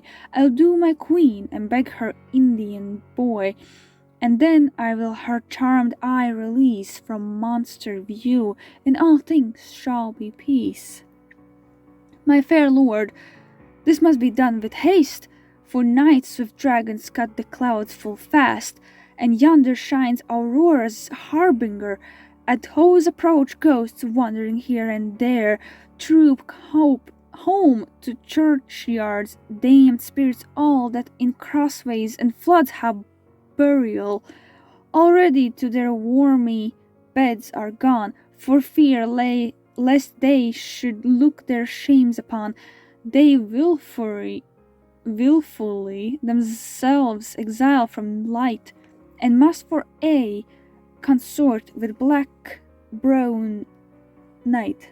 But we are spirits of another sort. I with the morning love have oath made sport, and like a forester the groves may thread, even till the eastern gate of fiery red, opening on Neptune with fair blessed beams, turn into yellow gold his salt green streams. But notwithstanding haste, make no delay, we may effect this business yet ere a day. Eberron exits the scene.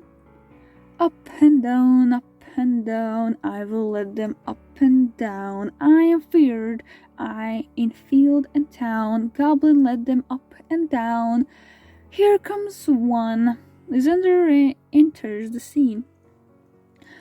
Where art thou, proud Demetrius? Speak thou now. Here, villain, drawn and ready, where art thou? I will be with thee straight. Follow me, then, to plainer ground. Lysander exits the scene following the Puck's voice. Demetrius re-enters the scene. Lysander, speak again. Thou run away, thou coward. Art thou fled? Speak, in some bush? Where dost thou hide thy head? Thou coward, art thou bragging to the stars, telling the bushes that thou lookst for wars, and wilt not come? Come, recreant, come, thou child, I'll whip thee with a rod. He is defiled that draws a sword on thee. Yea, art thou thee? Follow my voice. We'll try no manhood here. Lysander re-enters the scene. He goes before me and still dares me on. When I come where he calls, then he is gone. The villain is much lighter heeled than I. I follow fast, but faster he did fly. That fallen am I in dark, uneven way, and here will rest me. He lies down. Come, thou gentle day, for if but once thou show me the grey light, I'll find Demetrius and revenge this spite. And he falls asleep. The Puck and Demetrius enters the scene. Ho, ho, ho, coward, why holmst thou not? Abide me, if thou dearest, for well I wot, thou runn'st before me, shifting every place, and dearest not stand, nor look me in the face. Where art thou now? Come hither, I'm here. Nay then, thou mocked me. Thou shalt buy this dear. If ever I thy face my daylight see, no go thy way. Faintness constraineth me to measure out my length and this cold bed. By day approach look to be visited. He lies down and also falls asleep. Helena re-enters the scene. O very night, O long and tedious night, abate thy hour, shine comfort from the east, that I may back to Athens by daylight, from these that my poor company detest, and sleep that sometimes shouts up sorrow eyes, steal me a while from mine own company. She lies down and also falls asleep. Yet but three. Come one more. Two about kinds make up four. Here she comes, cursed and said. Cupid is knavish lad, thus to make poor female mad. Here me re-enters the scene. Never so weary, never so in woe, bedabbled with the dew and torn with briers. I can no further crawl, no further go. My legs can keep no pace with my desires. Here will I rest me till the break of day. Heaven shield Lysander, if they mean a fray. And also she falls down and sleeps. On the ground sleeps sound. I'll apply to your eye, gentle lover, remedy. Squeezing the juice in Lysander's eyes. When those weakest thou takest true delight in the sight of thy former lady's eyes, and the country proverb known, that every man should take his own, in your waking shall be shown, Jack shall have Jill, nought shall go ill, the man shall have his mare again, and all shall be well. They exit the scene. Ooh, Act 4. Act 4, Scene 1, the same. Lysander, Demetrius, Helena, and Hermia laying asleep. Enters Titania and Bottom, Placebloom, Cobweb, Moth, Mustard Seed, and other fairies attending Oberon behind unseen. Come sit thee down upon this flowery bed, while I thy amiable cheeks do coy, and stick musk rose in thy sleek, smooth head, and kiss thy fair large ears, my gentle joy. Where's Peacebloom? Ready? Scratch my head, Peacebloom. Where Monsieur Cobweb? Ready? Monster Cobweb, good monster, get you your weapons in your hand and kill me, a red-hyped humblebee on top of a thistle, and good monster, bring me the honey bag. Do not fret yourself too much in the action, monster, and good monster, have a care the honey bag break not. I would be loath to have you overflown with a honey bag, signor. Ready. Give me your knife, mustard seer. Pray you, leave your courtesy, good monster. What's your will? Nothing, good monster, but to help cavalry, Cobweb to scratch. I must to the barber's monsieur, for methinks I am marvellous hairy about the face, and I am such a tender ass, if my hair do but tickle me, I must scratch. What wilt thou hear some music, my sweet love? I have a reasonable good ear in music. Let have the tongues and the bones. Or say, sweet love, what thou desirest to eat. Truly, a peck of provender, I could munch your good dry oats. Methinks I have a great desire to a bowl of hay. Good hay, sweet hay, hath no fellow. I have a wondrous fairy that shall seek the squirrel's hoard and fetch thee new nuts. I had rather have handful or two of dried peas, but I pray you, let none of your people stir me. I have an exposition of sleep come upon me. Sleep thou, and I will wind thee in my arms. Fairies, be gone, and be always away. fairies goes away. So doth the woodbine, the sweet honeysuckle, gently entwist the female ivy so, and wrings the barky fingers of the elm. Oh, how I love thee, how I dote on thee. They sleep, and Puck enters the scene. Welcome, good Robin.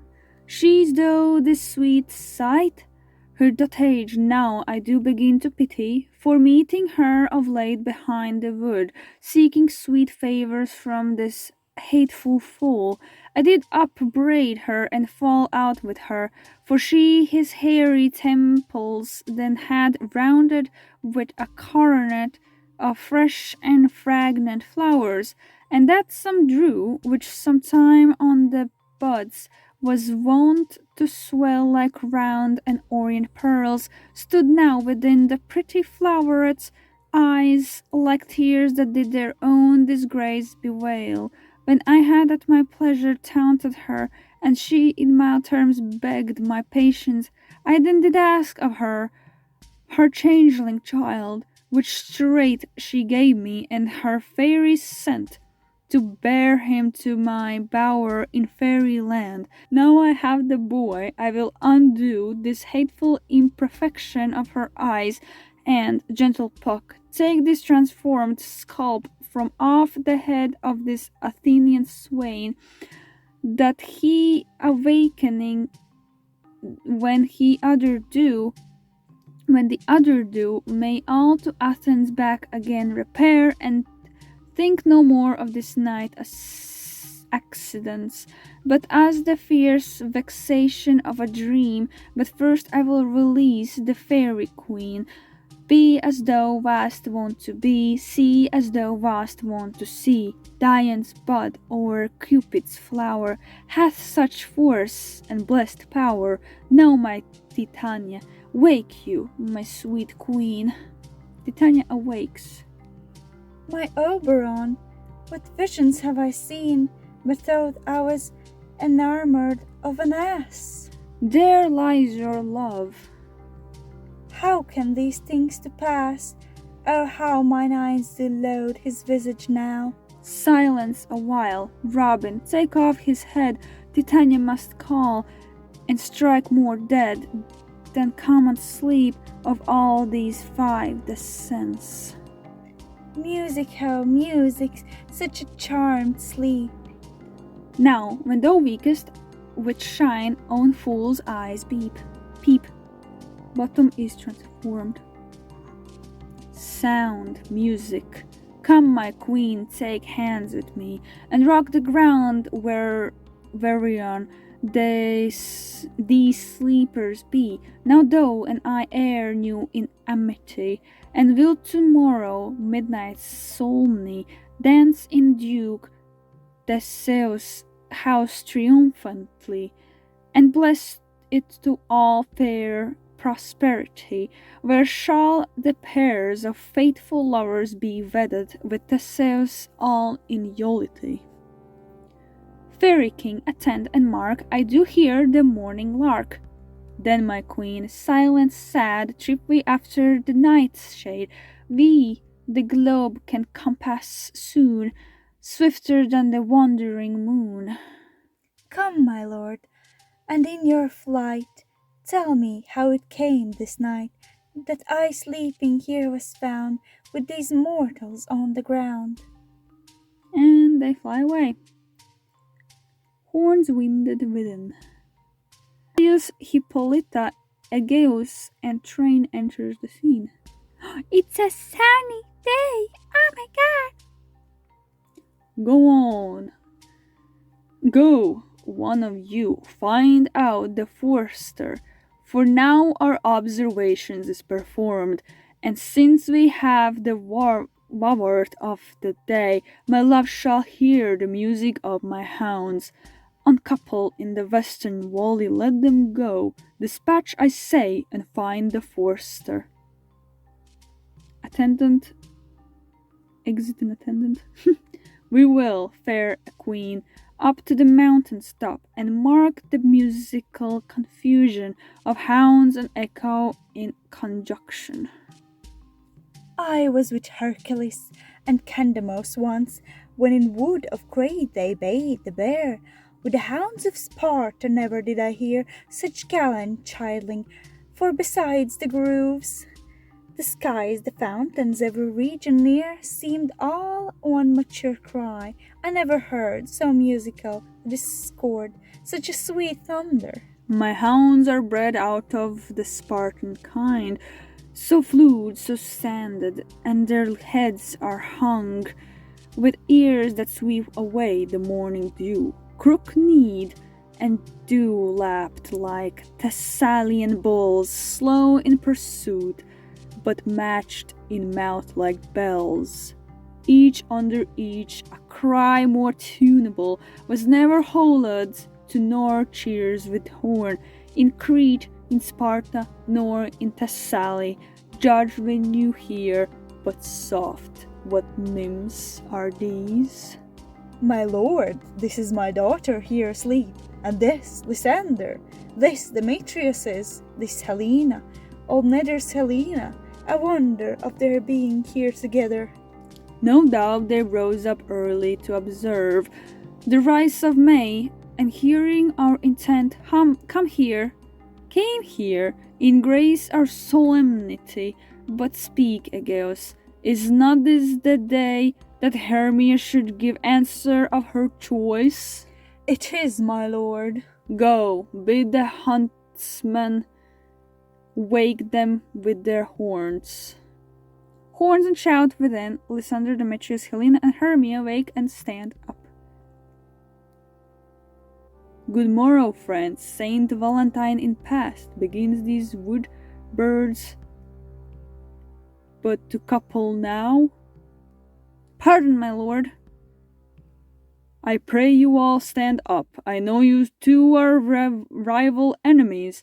How come this gentle concord in the world, that hatred is so far from jealousy, to sleep by hate and fear no enemy?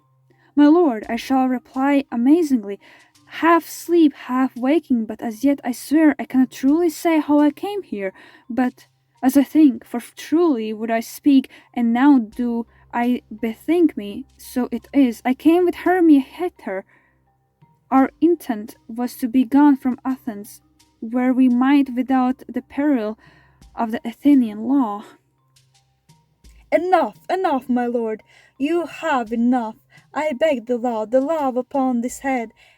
They would have stolen away, they would, Demetrius, thereby to have defeated you and me, you of your wife, and me of my consent that she would be your wife.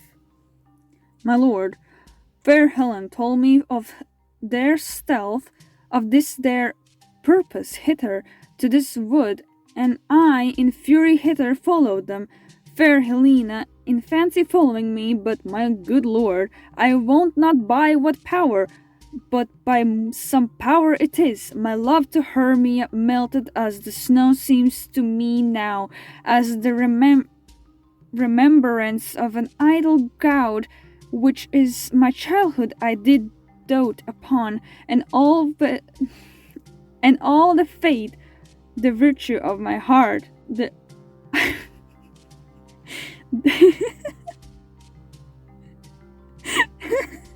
oh god, I can't read.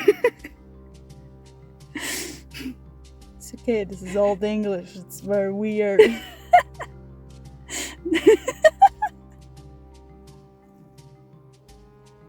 It's all English. Alright. The object, the pleasure of mine eye, is only Helena. To her, my lord, was I betrothal ere I saw Hermia. But, like in sickness, did I loathe this food, but as in health come to my natural taste. Now I do wish it, love it, long for it, and will for evermore be true to it. Fair lovers, you are fortunately met. Of this discourage we more will hear anon. Egeus, I will overbear your will, for in the temple by and by with us. These couples shall eternally be knit. And for the morning now is something worn. Our proposed hunting shall be set aside. Away with us to Athens. 3 and 3 will hold a feast in great solemnity. Come, Hippolyta. The sailors Hippolyta, Aegeus, and Train goes out the scene. These things seem small and undistinguishable. Methinks I see these things with parted eyes, when everything seems double. Methinks that I have found Demetrius like a jewel, mine own and not mine own. Are you sure that we are awake? It seems to me that yet we asleep, we dream. Do not think the Duke was here and bid us follow him? Yeah, my father. And Hippolyta. And he did bid us follow to the temple. Why then, we are awake, let's follow him, and by the way let us recount our dreams. Okay, they goes away, he awakes. When my cue comes, call me, I will answer. My next is most fair Pyramus. Hey ho, Peter Quince, flute the below mender, snout the thinker starveling. God's my life, stolen hence and left me asleep. I have had a most rare vision, I have had a dream past the wit of man to say what dream it was. Man is but an ass, if he go about to expound this dream. Methought I was, there is no man can tell what. Methought I was, and methought I had, but man is but a patched fool. If he will offer to say what methought I had, the eye of man hath not heard, the ear of man hath not seen, man's hand is not able to taste, this tongue to conceive, nor his heart to report what my dream was. I will get Peter Quince to write a ballad of this dream. It shall be called Bottom's Dream, because it hath no bottom, and I will sing it in the latter end of a play before the Duke. Peradventure, to make it more gracious, I shall sing it at her death. And he exits outside. Okay. Act 4, Scene 2, Athens Queen's house. Enter Queen's flute, snout, and starveling. Have you sent to Bottom's house? Is he come home yet? I forgot who was reading that. I guess He cannot be heard of. Out of doubt he is transported. If he not come, then the play married it goes, not forward, doth it. It is not possible ye have not a man in all Athens able to discharge Pyramus, not he? But he? No, he had simply the best wit of any handicraft man in Athens. Yeah, and the best person too, and he is a very paramour for a sweet voice. You must say paragon. A paramour is, God bless us, a thing of naught. Snug enters the scene. Was I snug? I was snug, right? Masters, the Duke is coming from the temple, and there is 2 or 3 lords and ladies more married. If our sport had gone forward, we had all been made men. Oh, sweet bully bottom, thus had he lost 6pence a day during his life. He could not have escaped 6pence a day, and the Duke had not given him 6pence a day for playing Pyramus. I'll be hanged, he would have deserted 6pence a day in Pyramus or nothing. Bottoming, there's a scene. Where are these lads? Where are these hearts?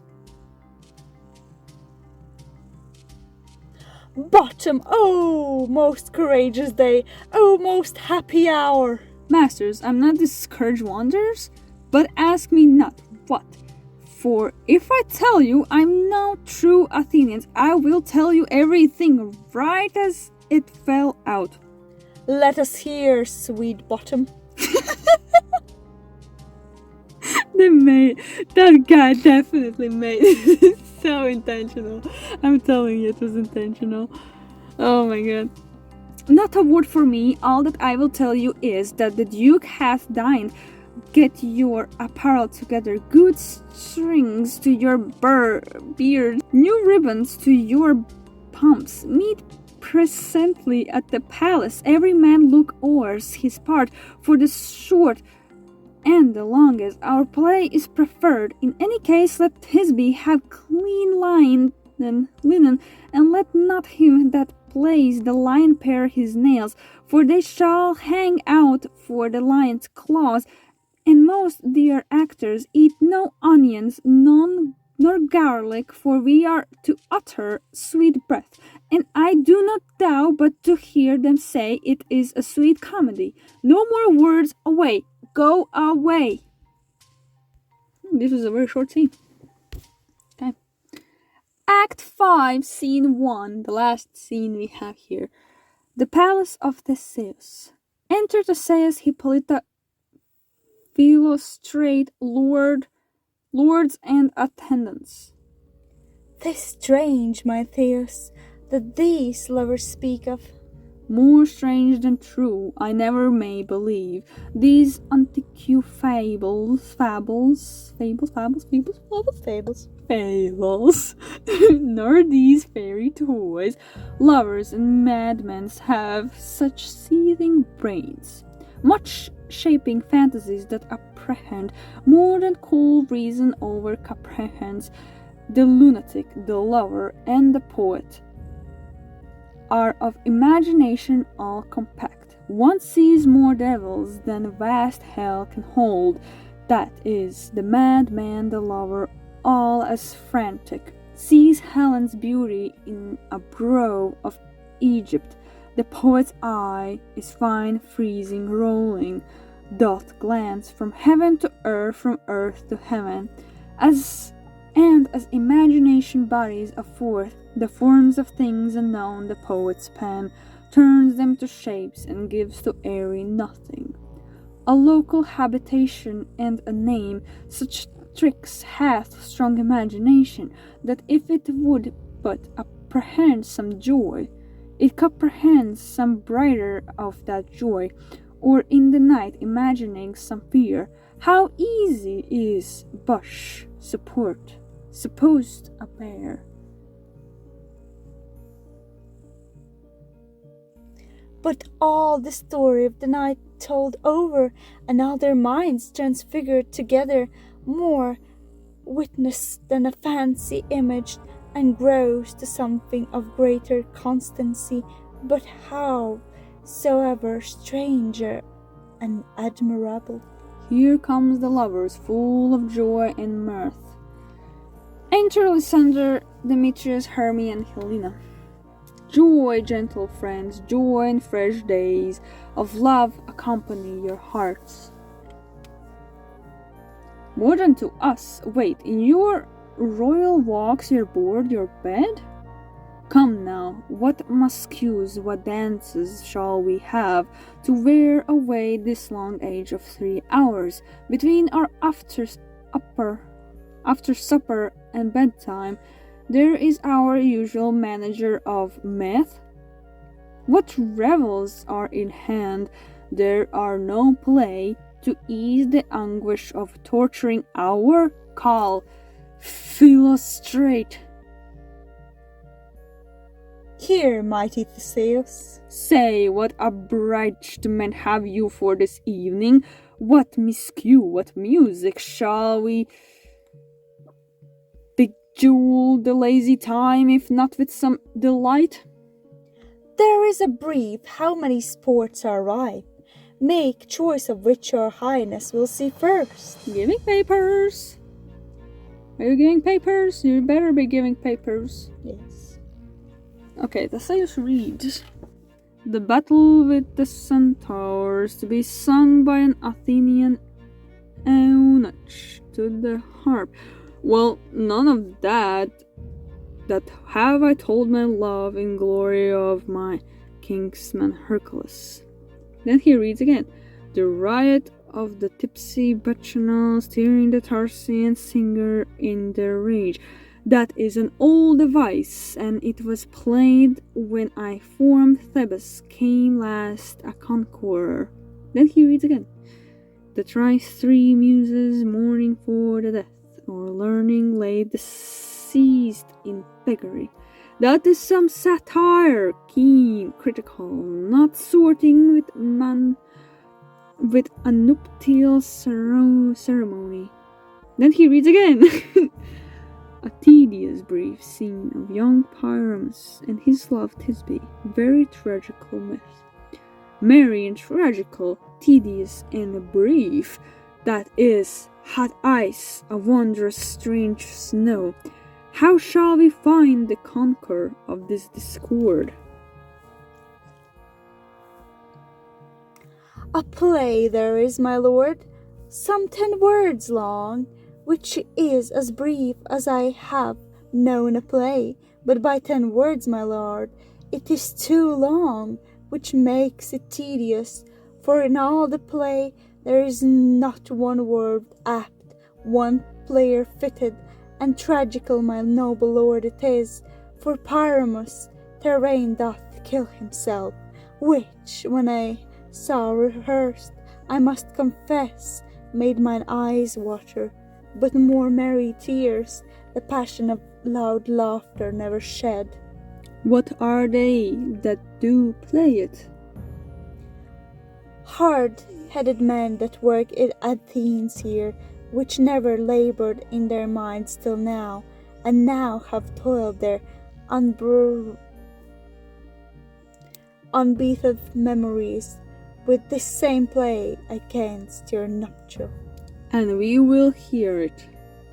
No, my noble lord, it is not for you I have heard it over, and it is nothing in the world, unless you can find sport in their intents, extremely stretched and cont with cruel pain, to your service.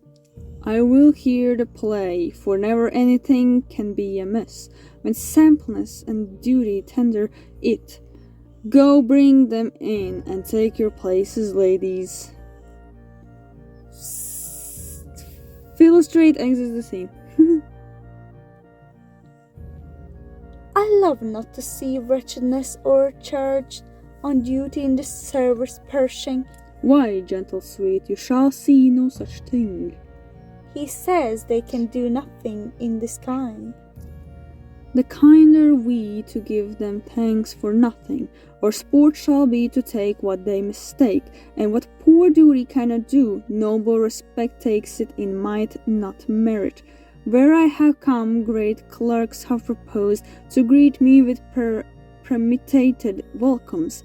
Where I have seen them shiver and look pale, make periods in the midst of sentences, dare throttle their practiced accents in their fears, and in conclusion dumply have broke off, not paying me a welcome. Trust me, sweet, out of this silence yet I picked welcome, and in the modesty of fearful duty I read as much as from the rattling tongue of saucy and audacious eloquence.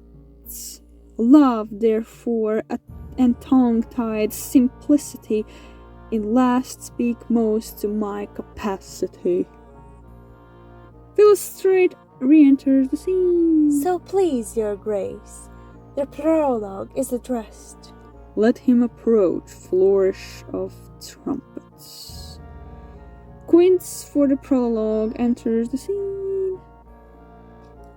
If we offend, it is with our goodwill, that you shall think we come not to offend, but with goodwill to show our simple skill. That is the true beginning of our end. Consider, then we come, but in this plight, we do not come as minding to contest you. Our true intent is all for your delight. We are not here that you should hear. Repent you. The actors are at hand, and by their show you shall know all that they are like to know. This fellow doth not stand upon points. He hath read his prologue like a rough colt. He knows not the stop. A good moral, my lord, it is not enough to speak, but to speak true. Indeed, he hath played in his prologue like a child on a record, a sound but not in government. This his speech was like tangled chain, nothing impaired but all disordered. Who is next? Enter Priamus and Thisbe, Wall, Moonshine, and Lion. Ooh, nice. Huh, who's reading this? It's I still guess... prologue, so still. Gentles, perchance you wonder at this show, but wonder on till truth make all things plain. The man is Priamus, if you would know. His betrothed lady, Thisbe, is certain. This man with lime and rough cast doth present wall, that vile wall which did these lovers sunder, and through wall's chink poor souls their content to whisper at the way. Let me no wonder this man with lanthorn, dog, and bush and thorn present moonshine, for if you will know, by moonshine did these lovers think to scorn to meet at Minas tomb, there to woo the grisly beast which lion hide by name.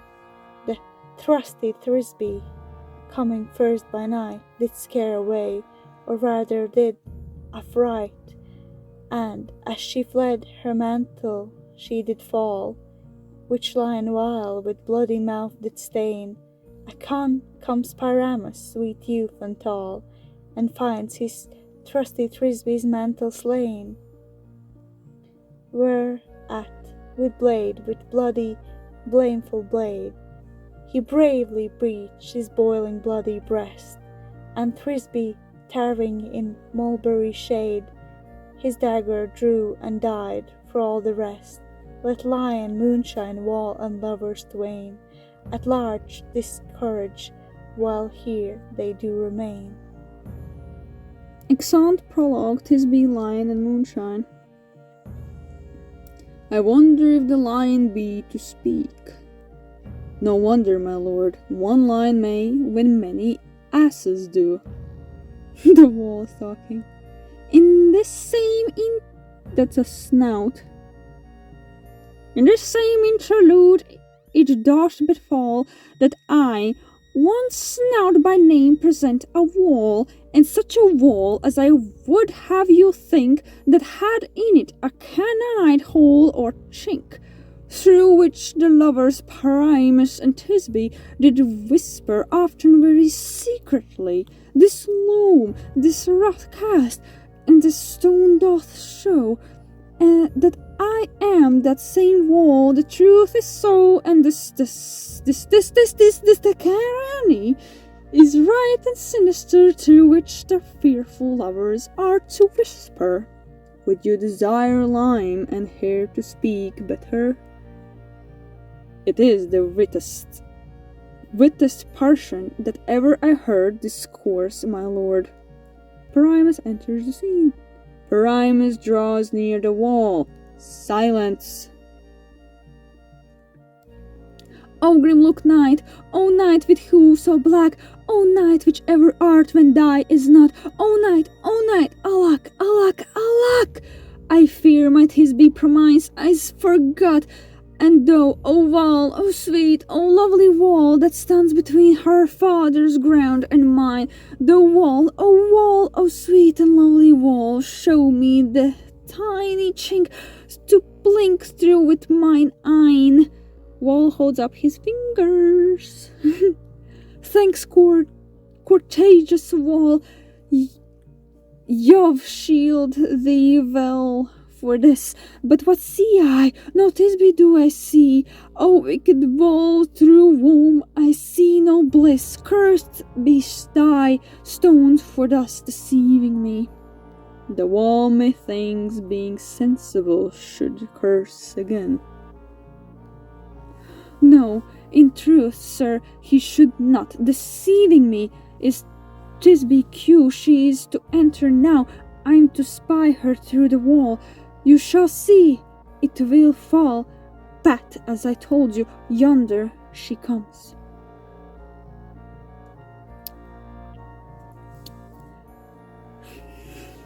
O wall fool, often hast thou heard my moans, for panting my for Primus and me. My cherry lips have often kissed thy stones with lime and hair knit up in thee. I see a love, now will I to the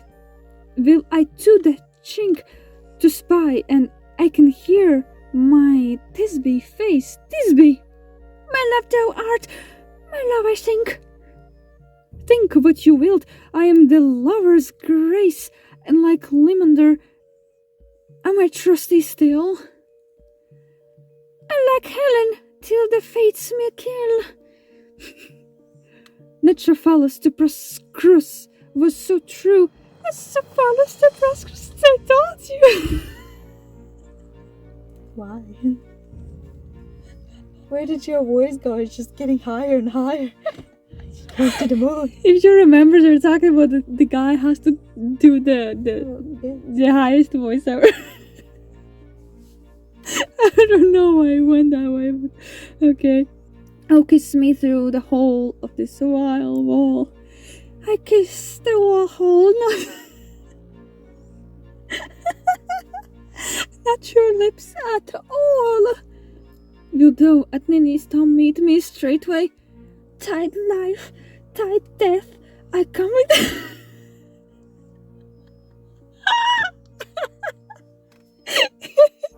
Here comes the goose again. I come without delay. Primus and Thisbe goes away. The wall is talking.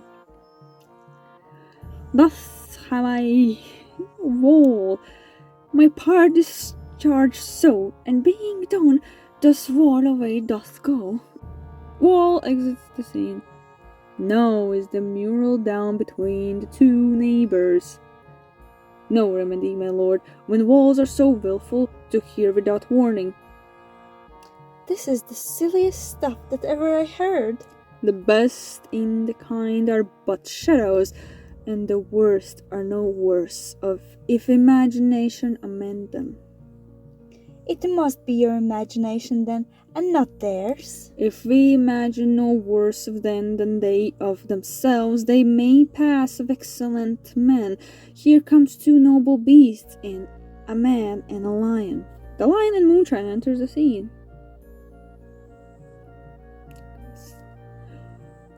You ladies, you whose gentle hearts do fear the smallest monster's mouse that creeps on floor, may now perchance both quake and tremble here when lion wrath in the wildest rage doth roar. Then know that I, once snug the joiner, am a lion fell, nor else no lion's dam.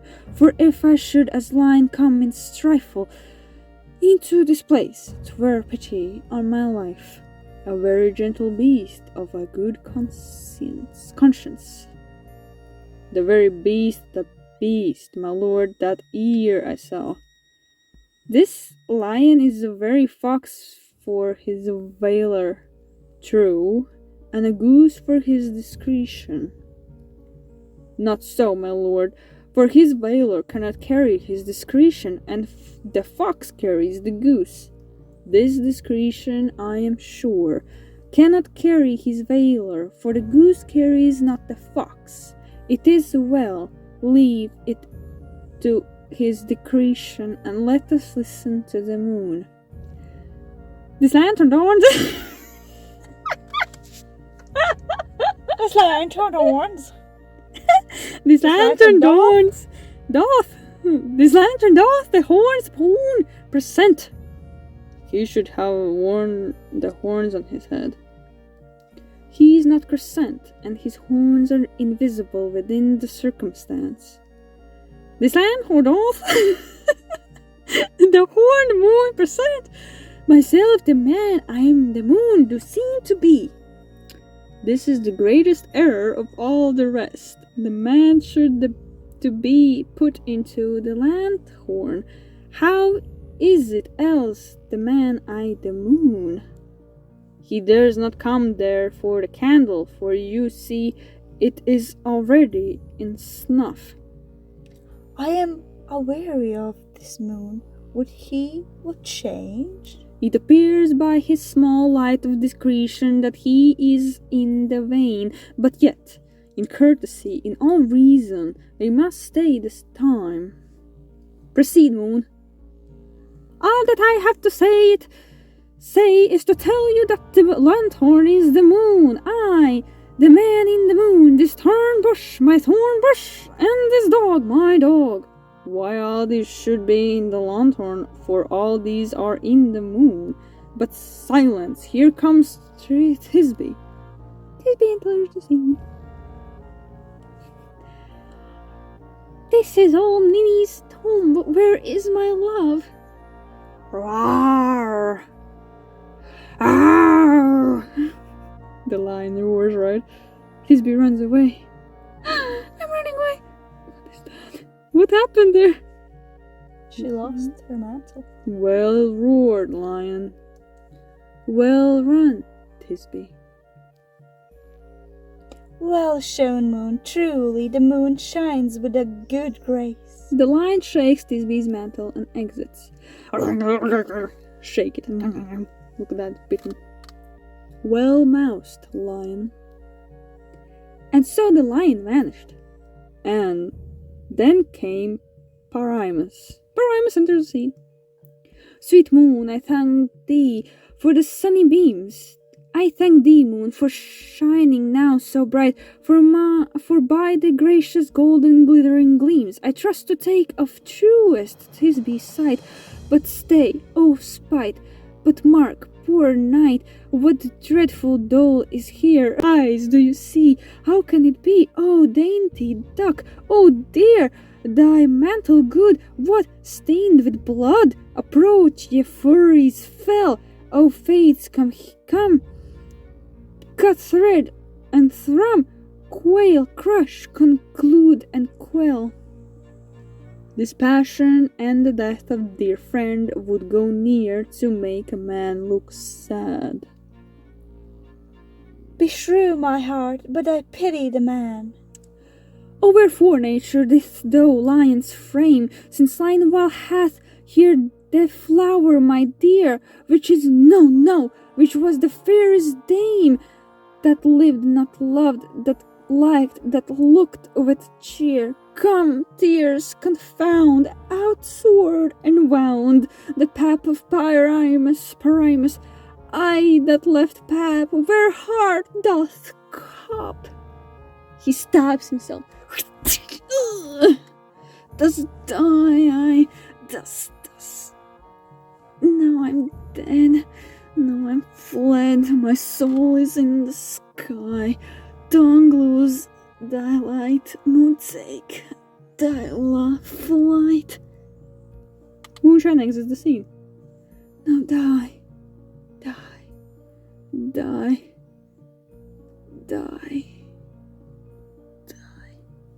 and he dies.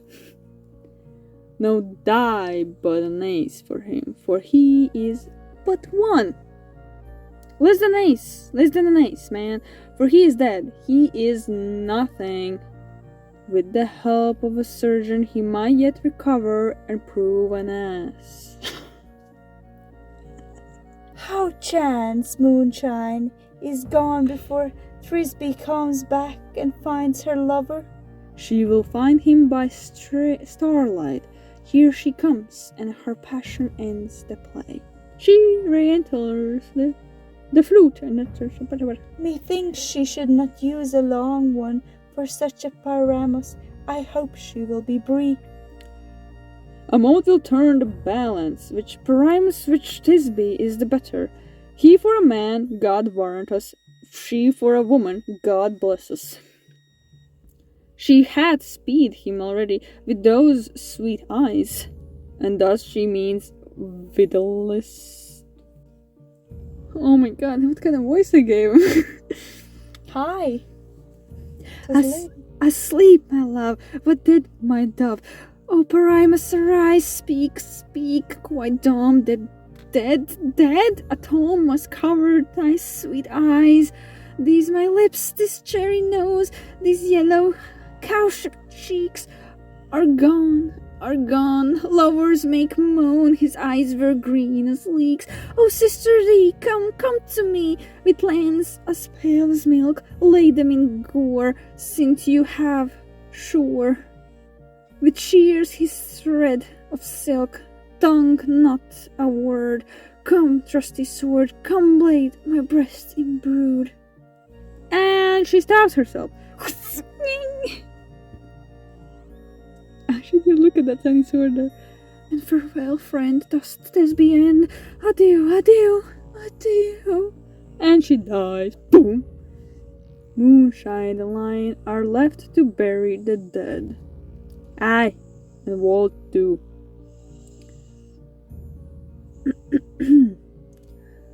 Starting up, okay. No, assure you, the wall is down that's part of their fathers. Will it please you to see the epilogue or to hear Bergomask dance between two of our company? No epilogue, I pray you, for your play needs no excuse, never excuse. For when the players are all dead, there needs none to be blamed. Marry, if he that writ it had played Primus and hanged himself in Thisbe garted, it would have been a fine tragedy, and so it is truly and very notably discharged. But come, your Bergomask, let your epilogue alone.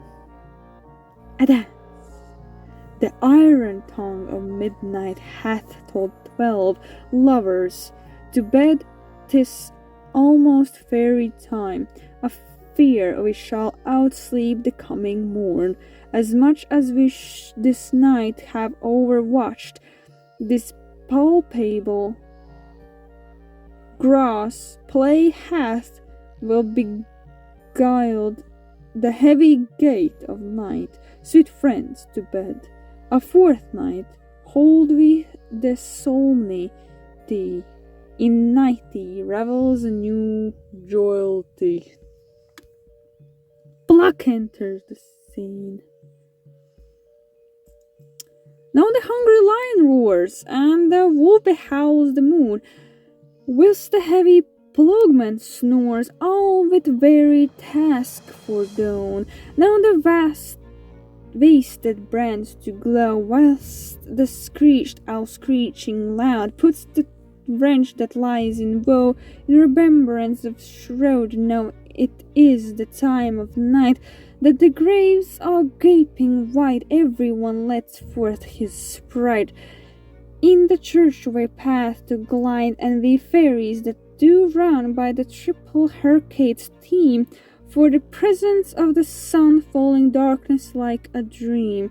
Now our frolic, not a mouse, shall disturb this hallows house.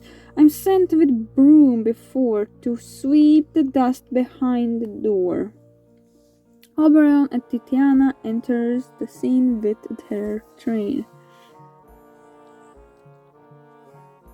Though the house give gathering light by the dead and drowsy fire, every elf and fairy spire hope as light and bird from briar, and this ditty after me sing and dance it trippingly. First reverse your song by rote, to each word warbling note, hand in hand fairy grace, will we sing and bless this place. Song a dance, song a dance. Now until the break of dawn through this house, each fair stray to the best bride bed will be. Why do I say it twice? Which by us shall blessed be, and the issue there create ever shall be fortunate. So shall all the couples three ever true in loving be, and the blots of nature's hand shall not in their issue stand, never mole, here lip, nor scar, for mark prodigious such as are, despised in nativity shall upon their children be. With this field do consecrate, every fairy take his gate, and each several chamber blessed through this glace and sweet peace, and the owner of it blessed ever shall in safety rest. Trip away, make no stay, meet me all by break of day. Oberon, Tiana, and train and ecstasy. If we shadow have offended, think but this, and all is mended, that you have but slumber here where these visions did appear, and this weak and idle deem no more yielding but a dream. Gentles do not reprehend, if you pardon, we will mend. And as I am an honest puck, if we have unearned luck, now to scare the serpent's tongue, we will make amends are long. Else the puck a liar call, so good night unto you all. Give me your hands if we be friends, and Robin shall restore amend. The end. The end. Oh my god. After this, do you think we could start reading memes from Reddit? Yes. No, I don't think so. Jesus Christ. It was so awful. Oh my god. Because it's Old English. It's Old English, and my brain do not English Old English. Did you like the story?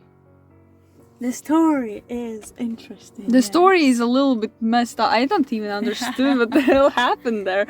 Well, it is simple, you see. There's lovers and stuff going on. Lovers.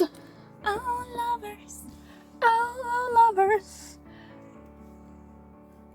So you see, two men loved the same woman, but then they were blessed with cursed flower juice in their eyes, and they loved both another woman. But then one's eyes were fixed, and he saw his true love again for what she is. And then they had awakened, yes, all of them. And the great townspeople had judged that they may marry now. So thus they had their wedding vows by the great rulers, which were, of course, in love themselves. Thus, they had 3 couples on the shelves. The Great Papyrus. That's what you reminded me of. So hopefully the cat didn't disturb you. He is a snoring cat. He was sleeping next to us, listening to this nonsense. He's a great emotional support cat. Everyone should have one of these. Yeah, he is very emotional support cat. He will come to your aid whenever you're in trouble. Or perhaps you're doing some honest work. Even though might think that they won't need the aid, the cat always knows when to come. Yes. Yes. I think we shouldn't make this even longer than it is. I mean, it's like so long. Yes, they are real. And they can cut glass. If you can get that reference, then points to you. Anyhow, we'll see you all later. Bye. it's so easy right now. Nah. Here we go. We won't let them go that easily. You have to write in the comment section what you think about this nonsense. If you finished this far, feel free. No, you have to. Don't feel free. You have to. Yeah, well, do write in the comment section what you think about this whole thing if you really did watch or listen this far. Don't forget to subscribe. Thank you so much for watching this video. Keep haunting your dreams. For fuck's sake. Keep haunting your dreams. And see y'all next time. Oh god. Bye. Jesus Christ. Why did you do that? Mention for fuck's sake. It was a scream. Fuck scream.